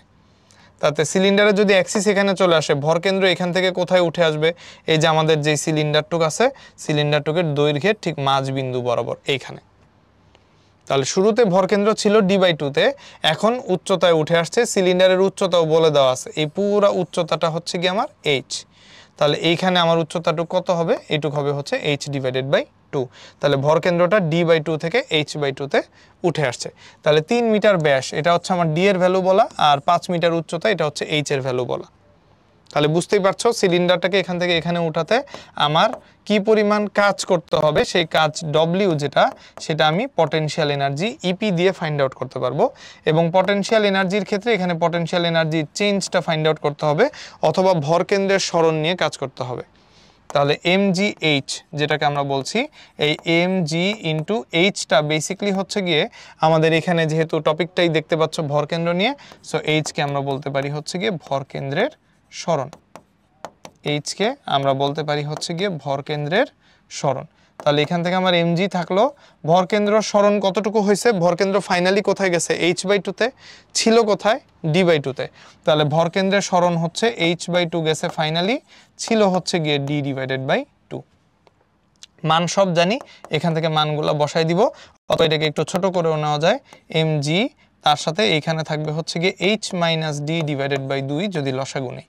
তাহলে m এর ভ্যালুটা এখানে বসাই দিই, m এর ভ্যালুটা আমাদের প্রশ্নের মধ্যে বলে দেওয়া আছে হচ্ছে 5 কেজি, তাহলে এখানে এটার ভ্যালু 5। আর g এর ভ্যালু প্রশ্নে কিছু বলা আছে নাই, তাহলে g এর ভ্যালু হচ্ছে গিয়ে 9.8। তার সাথে এইখানে হচ্ছে আমার h এর ভ্যালু হচ্ছে 5, d এর ভ্যালু হচ্ছে গিয়ে 3, তাহলে এখান থেকে আসবে হচ্ছে 5 - 3, নিচে আসবে হচ্ছে গিয়ে 2। সো 5 - 3 2 ক্যান্সেল আউট হয়ে যাবে কাটাকাটি, তাহলে এখানে থাকবে হচ্ছে গিয়ে 5, এখানে 9.8 হবে হচ্ছে গিয়ে 98/10, 10কে 5 দিয়ে ভাগ করলে আসবে 2, সো 98কে আমরা 2 দিয়ে ডিভাইড করব, 90 এর অর্ধেক 45, 8 এর অর্ধেক 4, সো 45 আর 4 হচ্ছে গিয়ে 49, 49। তাহলে আমাদের এখান থেকে কৃত কাজ W, সেটা রেজাল্ট কত আসবে, সেটা রেজাল্ট আসবে হচ্ছে গিয়ে 49 জুল। ঠিক আছে, একটা সিলিন্ডার শোয়ানো অবস্থায় ছিল, তার ভরকেন্দ্র কই ছিল দেখবো, সিলিন্ডারটাকে দাঁড় করে রাখলাম, তার ভরকেন্দ্র কই ছিল দেখবো, দুইটা দেখে এখান থেকে আমরা ক্যালকুলেশনে পরবর্তীতে রেজাল্টটা পেয়ে গেলাম হচ্ছে গিয়ে 49 জুল। নেক্সটে যাই, নেক্সটে হচ্ছে ক্ষমতা ও কর্মদক্ষতা, আমাদের মোটামুটি হচ্ছে লাস্ট টপিক। এইখানে বলছে কোনো একটা কুয়ার দৈর্ঘ্য, প্রস্থ, উচ্চতা যথাক্রমে 634 মিটার। তাহলে এই কুয়ার প্রথম কথা ভলিউম V বের করা যাবে যদি আমরা 6, 3 আর 4কে একসাথে গুণ করি। তাহলে 3 × 6 = 18, 4 × 18 হচ্ছে গিয়ে 40, 4 × 8 = 32, 70, 72। তাহলে এখান থেকে হচ্ছে 72 মিটার কিউব, এটা হচ্ছে ওভারঅল ভলিউম। কুয়াটা অর্ধেক পানিপূর্ণ অবস্থায় রয়েছে, এইটা হচ্ছে গিয়ে মোস্ট ইম্পর্টেন্ট ক্লু, অর্ধেক পানিপূর্ণ অবস্থায় আছে। সম্পূর্ণ পানি 200 মিটার উচ্চতার একটা দালানে তুলব, এবং এই দালানে তুলতে 2 ঘন্টা পরিমাণ সময় লাগে। তাহলে টি এর মান হবে হচ্ছে 2 × 1 ঘন্টা 60 মিনিট, প্রতি মিনিট 60 সেকেন্ড, এত সেকেন্ড। আমাকে বলছে এটা যদি 70% হয় তাহলে প্রকৃত ক্ষমতা কত হবে। তাহলে এবার আমাকে শুরুতে যে জিনিসটা মাথায় রাখতে হবে সেটা হচ্ছে আমাদের যেই কুয়াটার কথা বলা, কুয়াটা আমরা ধরছি এরকম 4 কোণ একটা কুয়া, ঠিক আছে। এই কুয়াটার আমাদের দৈর্ঘ্য, প্রস্থ, উচ্চতা সবগুলা জিনিস দেওয়া আছে। তাহলে কুয়াটাকে আমরা এরকম সিলিন্ডার শেপের গোল না ধরে আমরা কুয়াটাকে হচ্ছে কি এভাবে করে একটা চৌবাচ্চার মতো করে ধরতে পারি। এরকম একটা মনে করো চৌবাচ্চা শেপের এরকম আছে, ঠিক আছে, এরকম শেপের কুয়া। তাহলে কুয়ার দৈর্ঘ্য বলে দেওয়া আছে কত, 6। তাহলে কুয়ার দৈর্ঘ্য হচ্ছে গিয়ে 6 মিটার, প্রস্থ বলে দেওয়া আছে হচ্ছে গিয়ে 3 মিটার। তাহলে 6 আর 3 হলে এটা আরেকটু ছোট হবে, তাহলে এখান থেকে ছবিটা আরেকটু ছোট হয়ে আসবে। 6, এইটুক হচ্ছে গিয়ে আমাদের 3, আর বাকিটুক হচ্ছে গিয়ে উচ্চতা, তাহলে এইটুক হচ্ছে গিয়ে 6। প্রস্থ হচ্ছে গিয়ে এইদিকে, প্রস্থ হচ্ছে গিয়ে 3 মিটার, আর উচ্চতা হচ্ছে গিয়ে 4 মিটার, তাহলে এইটুক হচ্ছে গিয়ে 4। কুয়ার কতটুকু পানি ভরা আছে, কুয়ার হচ্ছে গিয়ে অর্ধেক পানি ভরা আছে, কুয়ার এইরকম অর্ধেক পরিমাণ হচ্ছে গিয়ে পানি আছে, ঠিক আছে। কুয়ার এই অর্ধেক পরিমাণ পানি ভরে দেওয়া আছে, এখান থেকে কুয়ার এই পরিমাণ পর্যন্ত হচ্ছে গিয়ে পানি ভরা ছিল। এখন আমরা যেটা করলাম সেটা হচ্ছে এই পানির যদি কুয়ার অর্ধেক পরিমাণ পানি ভরা থাকে, তাহলে এখন আমার কথা হচ্ছে কুয়ার ভরকেন্দ্র কই থাকবে। কুয়ার যদি অর্ধেক পরিমাণ পানি ভরা থাকে তাহলে ভরকেন্দ্র থাকবে এইখানে। এইটুক পুরাটা যদি 4 মিটার হয়, তাহলে 4 মিটার হলে এইটুকের দৈর্ঘ্য কত, এইটুকের দৈর্ঘ্য হচ্ছে গিয়ে 2 মিটার। আর এইটুকের দৈর্ঘ্য কত? এইটুকের দৈর্ঘ্য হচ্ছে গিয়ে 1 মিটার। আবার এইটুকের দৈর্ঘ্য কত? এইটুকের দৈর্ঘ্য হচ্ছে গিয়ে 1 মিটার, তাই তো? আমাদের কুয়ার যে ভর কেন্দ্রটা আছে এটা আরেকটু মনে হয় বড় করে ছবিটা আঁকলে আর একটু বেটার হইতো বুঝতে আর কি। তাহলে মনে করো আমাদের এরকম একটা কুয়া, আমরা এইভাবে করে মনে করো ড্র করলাম। এটাকে একটু বড় করে আঁকি যেন জিনিসটা দেখাইতে তোমাদেরকে ঝামেলা না হয়। এই কুয়ার কেমন পানি ছিল? কুয়ার অর্ধেক পরিমাণ পানি ছিল। সো এইটুক আর এই পাশ থেকে এইটুক, এই পুরাটার মধ্যে হচ্ছে গিয়ে আমাদের কি ছিল? কুয়ার পানি ছিল। ঠিক আছে, কুয়ার এই পরিমাণ পানি ছিল। এখন আমাদের এইখান থেকে তাহলে কি বলছে? কুয়ার দৈর্ঘ্য কত? কুয়ার দৈর্ঘ্য হচ্ছে গিয়ে 6। কুয়ার প্রস্থ কত? প্রস্থ হচ্ছে 3। কুয়ার উচ্চতা কত? উচ্চতা হচ্ছে গিয়ে 4 মিটার। উচ্চতা যদি 4 মিটার হয়, এখান থেকে এইটুকের গভীরতা হচ্ছে 2 মিটার। এবং পানি যদি অর্ধেকে ভরা থাকে তাহলে ভর কেন্দ্র থাকবে হচ্ছে গিয়ে এইখানে। এইখান থেকে নিয়ে এই পর্যন্ত ভর কেন্দ্র হবে হচ্ছে 1 মিটার। আবার ভর কেন্দ্রের এখান থেকে নিয়ে এই পর্যন্ত উপরের উচ্চতা হবে হচ্ছে গিয়ে 1 metre. So 1 metre, 1 metre, 2 metre, তারপর উপরে 2 মিটার, 4 মিটার। তাহলে এখন আমাদের এই ভর কেন্দ্র আছে কোথায়? এইখানে। ভর কেন্দ্রকে তোলা লাগবে কত উঁচুতে? আমাদের এখানে ডেল্টা এইচ এর মানটা আগে বের করে নিতে হবে। ভর কেন্দ্র খুব ভালো মতো খেয়াল করো, পানিকে তুলবো কোথায়? শুরুতে যে অর্ধেক পানি আছে অর্ধেক পানিকে উপরে উঠাইতে হবে। তো পানির ভর কেন্দ্র হচ্ছে এইখানে। এইখান থেকে যদি উপরে তুলতে চাই তাহলে পানি আমরা উপরে তুলবো। শুরুতে পানি তুলবো কুয়ার মুখে যোগ 200 মিটার। আবার কি বলছে? উপরে তুলতে হবে। পানি তুলবো কুয়ার মুখে এবং কুয়ার মুখে তোলার পরে কুয়ার মুখ থেকে নিয়ে আবার 200 মিটার উচ্চতায় পানি তোলা লাগবে। তাহলে পানি যদি কুয়ার মুখে তুলতে চাই, আমার ভর কেন্দ্র আছে এখানে। প্রথমে ভর কেন্দ্রকে 1 মিটার উপরে উঠাইতে হবে। তারপর আরও 2 মিটার উপরে উঠালে আমরা হচ্ছে গিয়ে কুয়ার মুখে তুলতে পারবো। তারপর হচ্ছে আমাদের আরও 200 মিটার উপরে তুলতে হবে। সো আমাদের টোটাল উচ্চতা হচ্ছে 203 মিটার। এটা হচ্ছে আমাদের ডেল এইচ। ডেল এইচ এর ভ্যালু 203 মিটার। আবার এখান থেকে আরেকটা যে ভর জিনিসটা বের করে নিতে হবে সেটা হচ্ছে পানির ভর। পানির ভর কত? এখানে কিন্তু অর্ধেক পরিমাণ পানি আছে। তাহলে পানির ভর হচ্ছে গিয়ে এম। এম সমান সমান rho multiplied by volume, but full ভলিউমে পানি নাই। So rho into volume divided by 2। Half পানি আছে, হাফ। কুয়ার যে ভলিউমটা ওভারঅল এটা হচ্ছে গিয়ে ভলিউম অফ কুয়া। এইখানে আমরা এটাকে ভি না লিখে এভাবে লিখি। এটাকে আমরা বলতে পারি হচ্ছে, এটাকে আমরা ভি না লিখে এটাকে হচ্ছে এইভাবে করে লিখি। এটা হচ্ছে ভলিউম অফ কুয়া। তাহলে কুয়ার ভলিউমের অর্ধেক এইখানে। তাহলে আমরা এইভাবে করে লিখতে পারবো যে পানির যে ঘনত্ব রো সেটা তো থাকবেই, তার সাথে আমাদের কুয়ার যে ভলিউম আছে সেই কুয়ার ভলিউমের অর্ধেক পরিমাণ পানি ছিল, হাফ। তাহলে সেই ক্ষেত্রে পানির ভর কত? পানির ভর হচ্ছে গিয়ে 10 কিউবড। আর কুয়ার ভলিউম হচ্ছে গিয়ে 72। 72কে আমরা 2 দিয়ে এখানে ডিভাইড করব। তো 70-এর অর্ধেক 35, 2 ভাগ করলে 1, 36 দুগুণে 72, 36 ইন্টু 10 কিউবড কেজি। এই পরিমাণ পানি কুয়ার মধ্যে ছিল। এই পানিটুককে নিয়ে আমাদের শুরুতে ভর কেন্দ্র এখান থেকে স্টার্ট করে ভর কেন্দ্রকে 1 মিটার, তারপর আরও 2 মিটার, তারপর আরও 200 মিটার তুলতে হবে। তাহলে 1 metre, 2 metre, 200 metre, total 203 metre উচ্চতা ওকে তুলতে হবে। পানির ভরটাও আমার এখানে কাজে লাগবে। এবার তাহলে অঙ্কে আসি।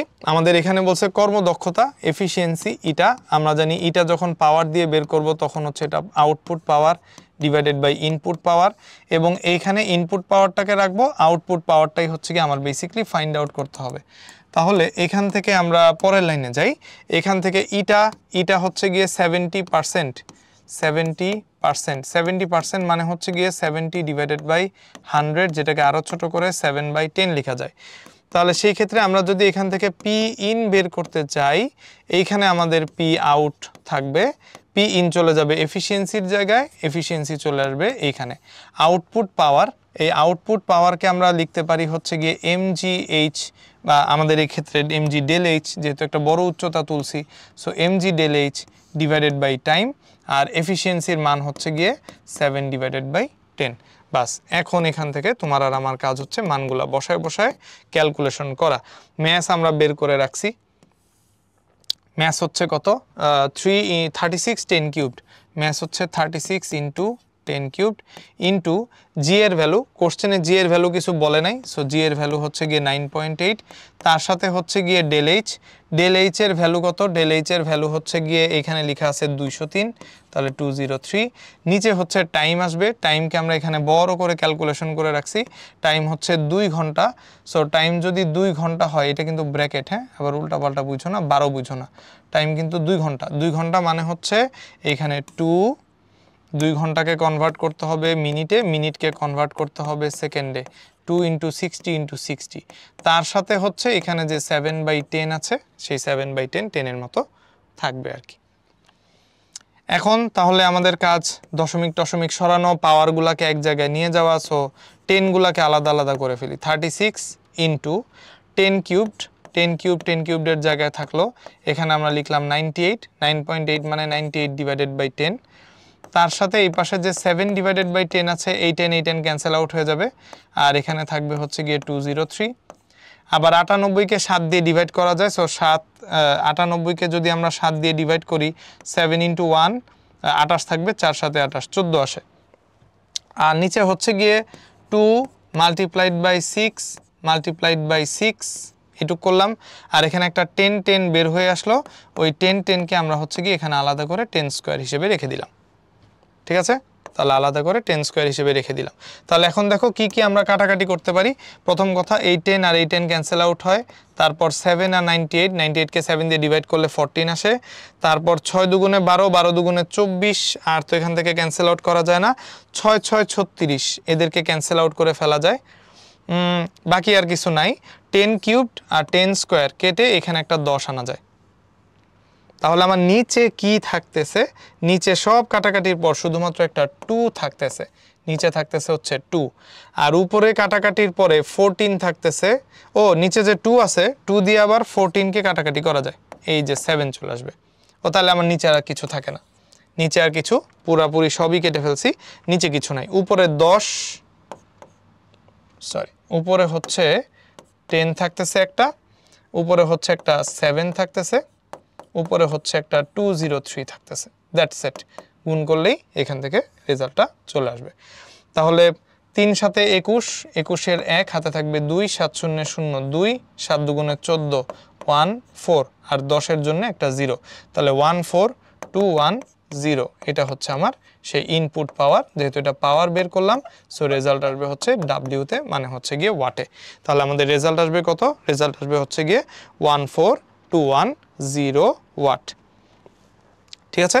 তাহলে এইভাবে করে আমরা ক্যালকুলেশনে একটু ঠান্ডা মাথায় অঙ্ক করব, কোথা থেকে কোথায় নিচ্ছি, ভরকেন্দ্রের সরণ কোথা থেকে কোথায় হচ্ছে, পানির ভর হাফ ভরা না ফুল ভরা, ওইটার উপর বেস করে আবার কিন্তু ভরের ব্যাপার স্যাপার আছে, বাকিটুক পিওর ক্যালকুলেশন। নেক্সটে চলে আসি, এখানে বলছে একটা জলবিদ্যুৎ কেন্দ্র, এই জলবিদ্যুৎ কেন্দ্রের বাঁধের গভীরতা 20 মিটার, এইচ বলে দেওয়া, প্রতি সেকেন্ডে কমপক্ষে কত কেজি পানি অবশ্যই টারবাইন ব্লেডের উপর পড়লে এটা 0.5 মেগাওয়াট বিদ্যুৎ উৎপন্ন করবে। 0.5 মেগাওয়াট মানে হচ্ছে পাওয়ার দেওয়া আছে 0.5 মেগাওয়াট মানে হচ্ছে গিয়ে 10⁶ ওয়াট এত, তাহলে এখান থেকে 0.5 মানে হচ্ছে গিয়ে হাফ ইন্টু 10⁶ ওয়াট, এটা হচ্ছে গিয়ে আমাদের পাওয়ার বলে দেওয়া। জি এর মান বলে দেওয়া আছে 10 মিটার/সেকেন্ড স্কোয়ার, কত কেজি পানি উঠলে মানে আমাকে এখান থেকে স্মল এম এর ভ্যালু কত হবে সেটা জিজ্ঞেস করছে।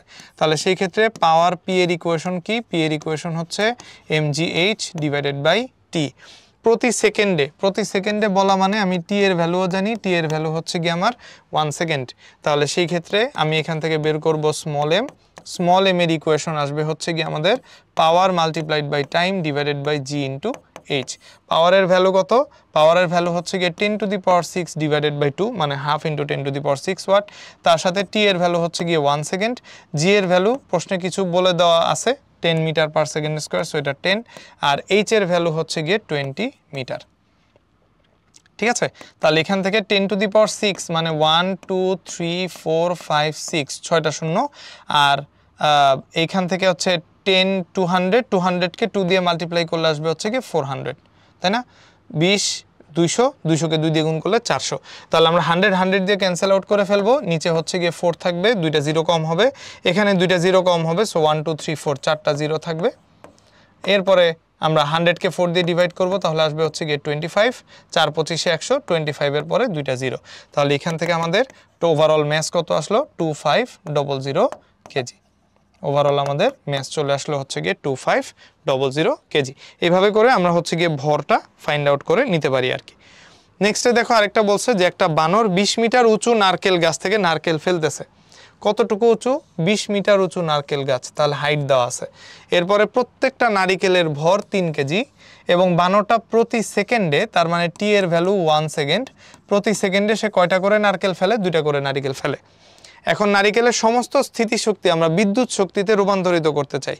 কি একটা অবস্থা, বানরকে উঠাইছি নারিকেল গাছে, ও ওখান থেকে নারিকেল ফেলতেছে, নারিকেলের সম্পূর্ণ স্থিতিশক্তি ক্যালকুলেট করতে হবে, যাকে আমরা কমপ্লিটলি আবার বিদ্যুৎ শক্তিতে কনভার্ট করব, করে আবার ঠান্ডা হব না, করে আবার আমরা 50 ওয়াটের কয়টা বাল্ব ওইটা দিয়ে জ্বালানো যাবে সেটা ফাইন্ড আউট করবো।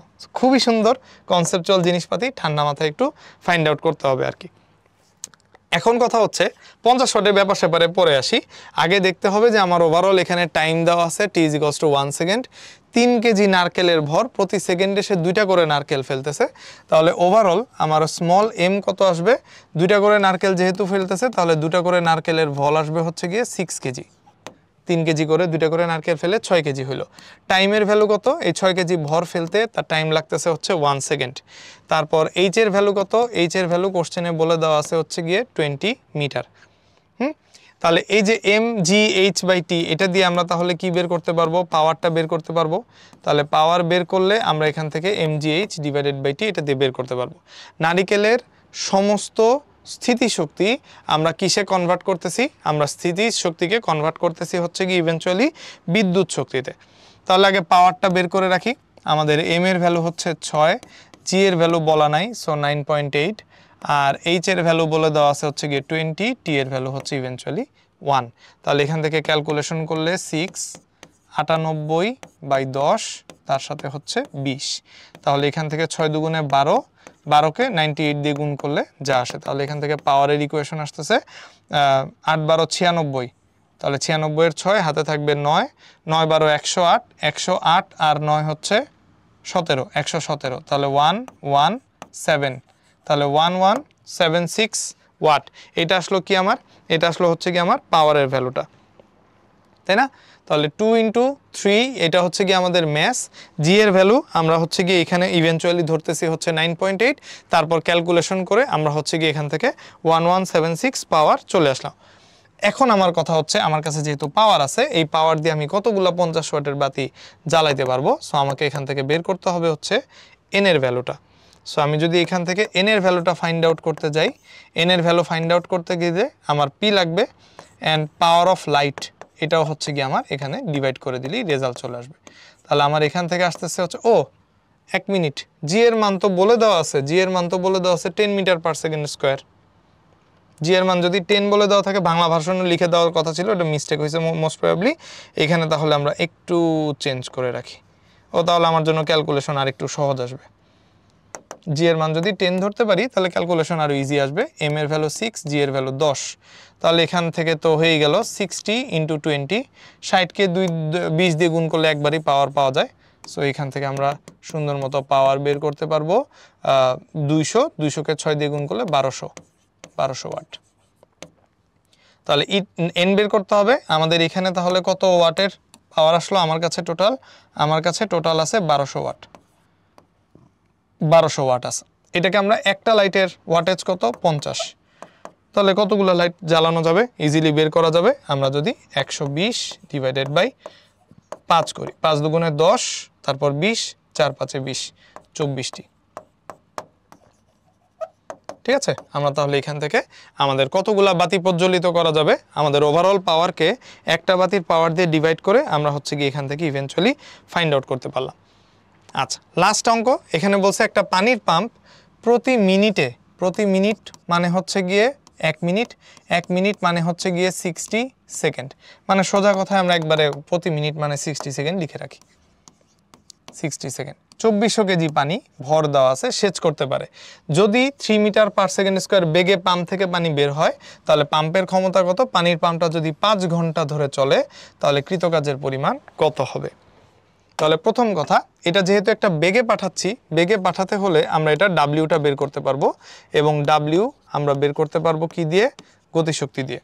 তো আমরা একবারে ফর্মুলা না লিখে এভাবে লিখি, ডাব্লিউটা হচ্ছে গিয়ে কিসের সমান হবে? কাইনেটিক এনার্জি বা গতিশক্তির সমান হবে, যেটা আমরা অনেক আগে থেকে আজকে অঙ্কতে বারবার বলতেছি।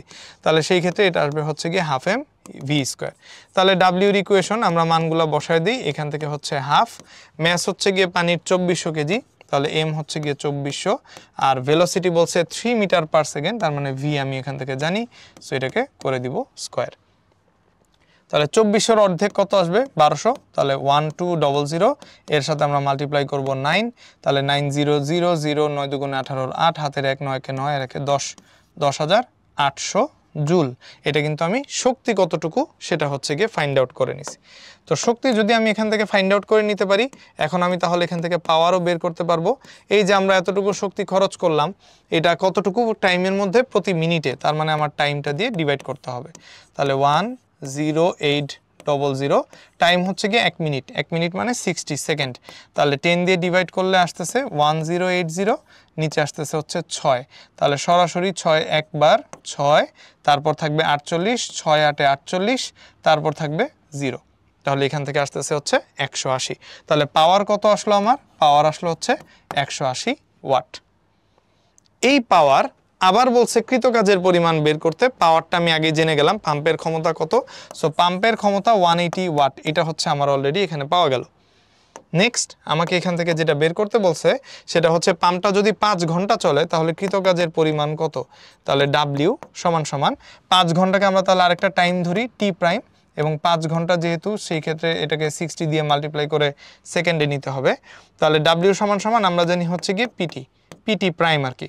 তাহলে পি কত? পি হচ্ছে গিয়ে 180, আর টি প্রাইমের ভ্যালু কত? টি প্রাইমের ভ্যালু হচ্ছে গিয়ে 5 × 60, 5 × 60। তাহলে এখান থেকে জিরোগুলো পরে হিসাব করি, আমরা 18কে 5 দিয়ে মাল্টিপ্লাই করে 6 দিয়ে মাল্টিপ্লাই করব, আর এখানে দুইটা জিরো, এই জন্য হচ্ছে আমরা 100কে পরে বাইরে নিয়ে যাব। ঠিক আছে, এই ক্যালকুলেশনগুলো নিজের মাথায় মাথায় করতে হবে। 180 5 × 60 আমরা সরাসরিও গুণ করতে পারতাম, আবার যদি 18, 5 আর 6 আলাদা করে গুণ করি তাহলে এটার 10 আর এটার 10 আলাদা গুণ করতে হবে, সো 10 × 10 চলে আসবে হচ্ছে 100। এটা গুণ করতে গেলে আমার আরও ইজি হয়ে যাবে, এখান থেকে আসবে হচ্ছে 18 × 5 6 30, 18 × 30 × 100। আমরা আবার এখান থেকে 10 বের করে নিয়ে ওই 100-র সাথে গুণ দিতে পারি। তাহলে দেখো ক্যালকুলেশনের অনেক প্রসেস আছে। 18 × 3 ওই পাশে হচ্ছে 1000। এখন দেখো 18 আর 3 গুণ করা, মানে এই জিনিস গুণ করার চাইতে 18 3 গুণ করে 1000 দিয়ে গুণ করা ইজি। তাহলে 30 3 8 24 54, তাহলে 54000। তাহলে আমাদের কতটুকু কাজ হবে? আমাদের টোটাল কাজের অ্যামাউন্ট আসবে হচ্ছে 54000 জুল। যেহেতু লাস্টে আমরা কাজ বের করলাম, সো সেই জন্য হচ্ছে আমাদের এখান থেকে রেজাল্টটা কাজে চলে আসবে। তাহলে 180কে আমরা 5 দিয়ে মাল্টিপ্লাই করলাম, যেহেতু এটা 5 ঘন্টা, ওহো এটা তো 1 মিনিট, 5 ঘন্টা চলে না, 5 ঘন্টা চলে তো আরও একটা 60 গুণ হওয়ার কথা, 5 60 60, 5 ঘন্টা 1 ঘন্টা 60 মিনিট, 1 মিনিট 60 সেকেন্ড, তাহলে এখানে 60 আরেকটা গুণ হবে, এটা তো ভুলে গেছি। তাহলে এখানে আমরা আরেকটা গুণ করে ফেলি 60, কোনো অসুবিধা নেই, এইখানে জাস্ট ব্র্যাকেটটা মুছে আমরা একটা 60 গুণ করে ফেললাম। তাহলে 18 × 5 × 6 × 6 ক্যালকুলেশন করে করে সামনে আগাই, 18 × 5 × 6 × 6, এখানে তাহলে আমাদের 10 10 10 কত বের হয়ে আসবে? 1000 বের হয়ে আসবে। 18 এখান থেকে 10 বের করছি, 5 6 এখান থেকে 10 বের করছি, 6 10 বের করছি, তিনটা 10 বের হয়েছে, তিনটা 10 বের হওয়ার জন্য 1000। তাহলে 6 6 36, আর হচ্ছে গিয়ে 5 দিয়ে আমরা এখান থেকে মাল্টিপ্লাই করে দিব 36কে। বাকি ক্যালকুলেশন তাহলে আরেকটা একটু রিফর্ম করি এই জায়গাটা, ঠিক আছে। তাহলে এখান থেকে আমাদের 18 থাকলো, তারপর 5 থাকলো এখানে, 1 মিনিট, এইখানে হচ্ছে গিয়ে 18 থাকলো, এইখানে হচ্ছে গিয়ে 5 রাখলাম।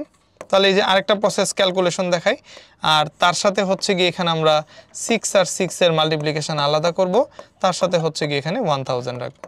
5 18 90 ইজিলি ক্যালকুলেশন করা যায়, 6 6 হচ্ছে গিয়ে 36, তার সাথে 1000 এখানে মাল্টিপ্লাইড হবে, ঠিক আছে, তাহলে 18 ইন্টু 5 5 ঘন্টা যেহেতু চলে, সো 5 ইন্টু 60 ইন্টু 60 এভাবে করে আমাকে ক্যালকুলেশন করতে হবে। তাহলে এখন আসো এখান থেকে আবার ক্যালকুলেশন করার সময় 90 থেকে 10 বের করে নিয়ে আসি। তাহলে 90 থেকে যদি 10 বের করে নিয়ে আসি, এখানে থাকবে হচ্ছে গিয়ে 9 ইন্টু 36, আর এখানে 10 একটা এসে পড়লে এখানে হচ্ছে আমার 1000 ছিল, এখন হচ্ছে গিয়ে আমার 10000 চলে আসবে। 3টা শূন্য ছিল, এখন শূন্য আসবে হচ্ছে গিয়ে 4টা। তাহলে যদি 4টা শূন্য আসে, 36 আর 9 গুণ করতে পারবো না, 6 9 54, 54 4 হাতে থাকবে 5, 3 9 27, 27 আর 5 হচ্ছে 32, 3240000 জুল। ঠিক আছে, তাহলে আমার রেজাল্ট আসতেছে হচ্ছে এখান থেকে 3240000 জুল। বাস, এখন ঠিক আছে। তাহলে এই জায়গাটা একটু খেয়াল করো, আমরা কিন্তু এখানে 5 ঘন্টা টাইম বলছি, সো 5 ঘন্টা ইন্টু 60 মিনিট ইন্টু 60 সেকেন্ড, তাহলে আমার ওভারঅল গুণ হবে হচ্ছে এইভাবে। এটা অনেক প্রসেসে ক্যালকুলেশন করা যায়, নর্মালি এখান থেকেও ক্যালকুলেশন করতে পারবা। আমার কাছে এই শূন্যর ঝামেলাগুলো সরায় ফেলাটা বুদ্ধিমানের কাজ মনে হয়। ওর একটা 10 আছে, ওর একটা 10 আছে, ওর একটা 10 আছে, আগে যদি এদেরকে সরায় ফেলি 1000 আলাদা হয়ে গেল। ছোট ছোট সংখ্যা ক্যালকুলেশন করা ইজি, যেমন 18 ইন্টু 5 দেখলেই বোঝা যায় 90, 6 ইন্টু 6 দেখলেই বোঝা যায় 36। সো আমি যখন 6 ইন্টু 6 36 করতেছি, 5 18 90 করতেছি, আবার ওই যে একটা করে শূন্য বাইরে নিয়ে যাওয়া যায়। যতই তুমি 10 বাইরে নিয়ে যাবা, তোমার ক্যালকুলেশন তত আর কি ইজিয়ার হয়ে যাবে। ঠিক আছে, তো আমাদের এই হচ্ছে গিয়ে মোটামুটি যে ম্যাথগুলো দেখানো রিটেন স্পেশালে, এগুলো মোটামুটি দেখাই দিলাম। ম্যাথগুলো আবারও বলি, সব অঙ্ক করে পরীক্ষায় চান্স পাওয়া লাগে না, সব অঙ্ক পরীক্ষায় সলভ করতে পারবো, ওইভাবে করে ম্যাথগুলো দেওয়া হয় না, মাথায় রেখে তারপর পরীক্ষা যেতে দিব। থ্যাংক ইউ সো মাচ সবাইকে, অসংখ্য ধন্যবাদ। সামনের ক্লাসে আবার দেখা হবে। আসসালামু আলাইকুম।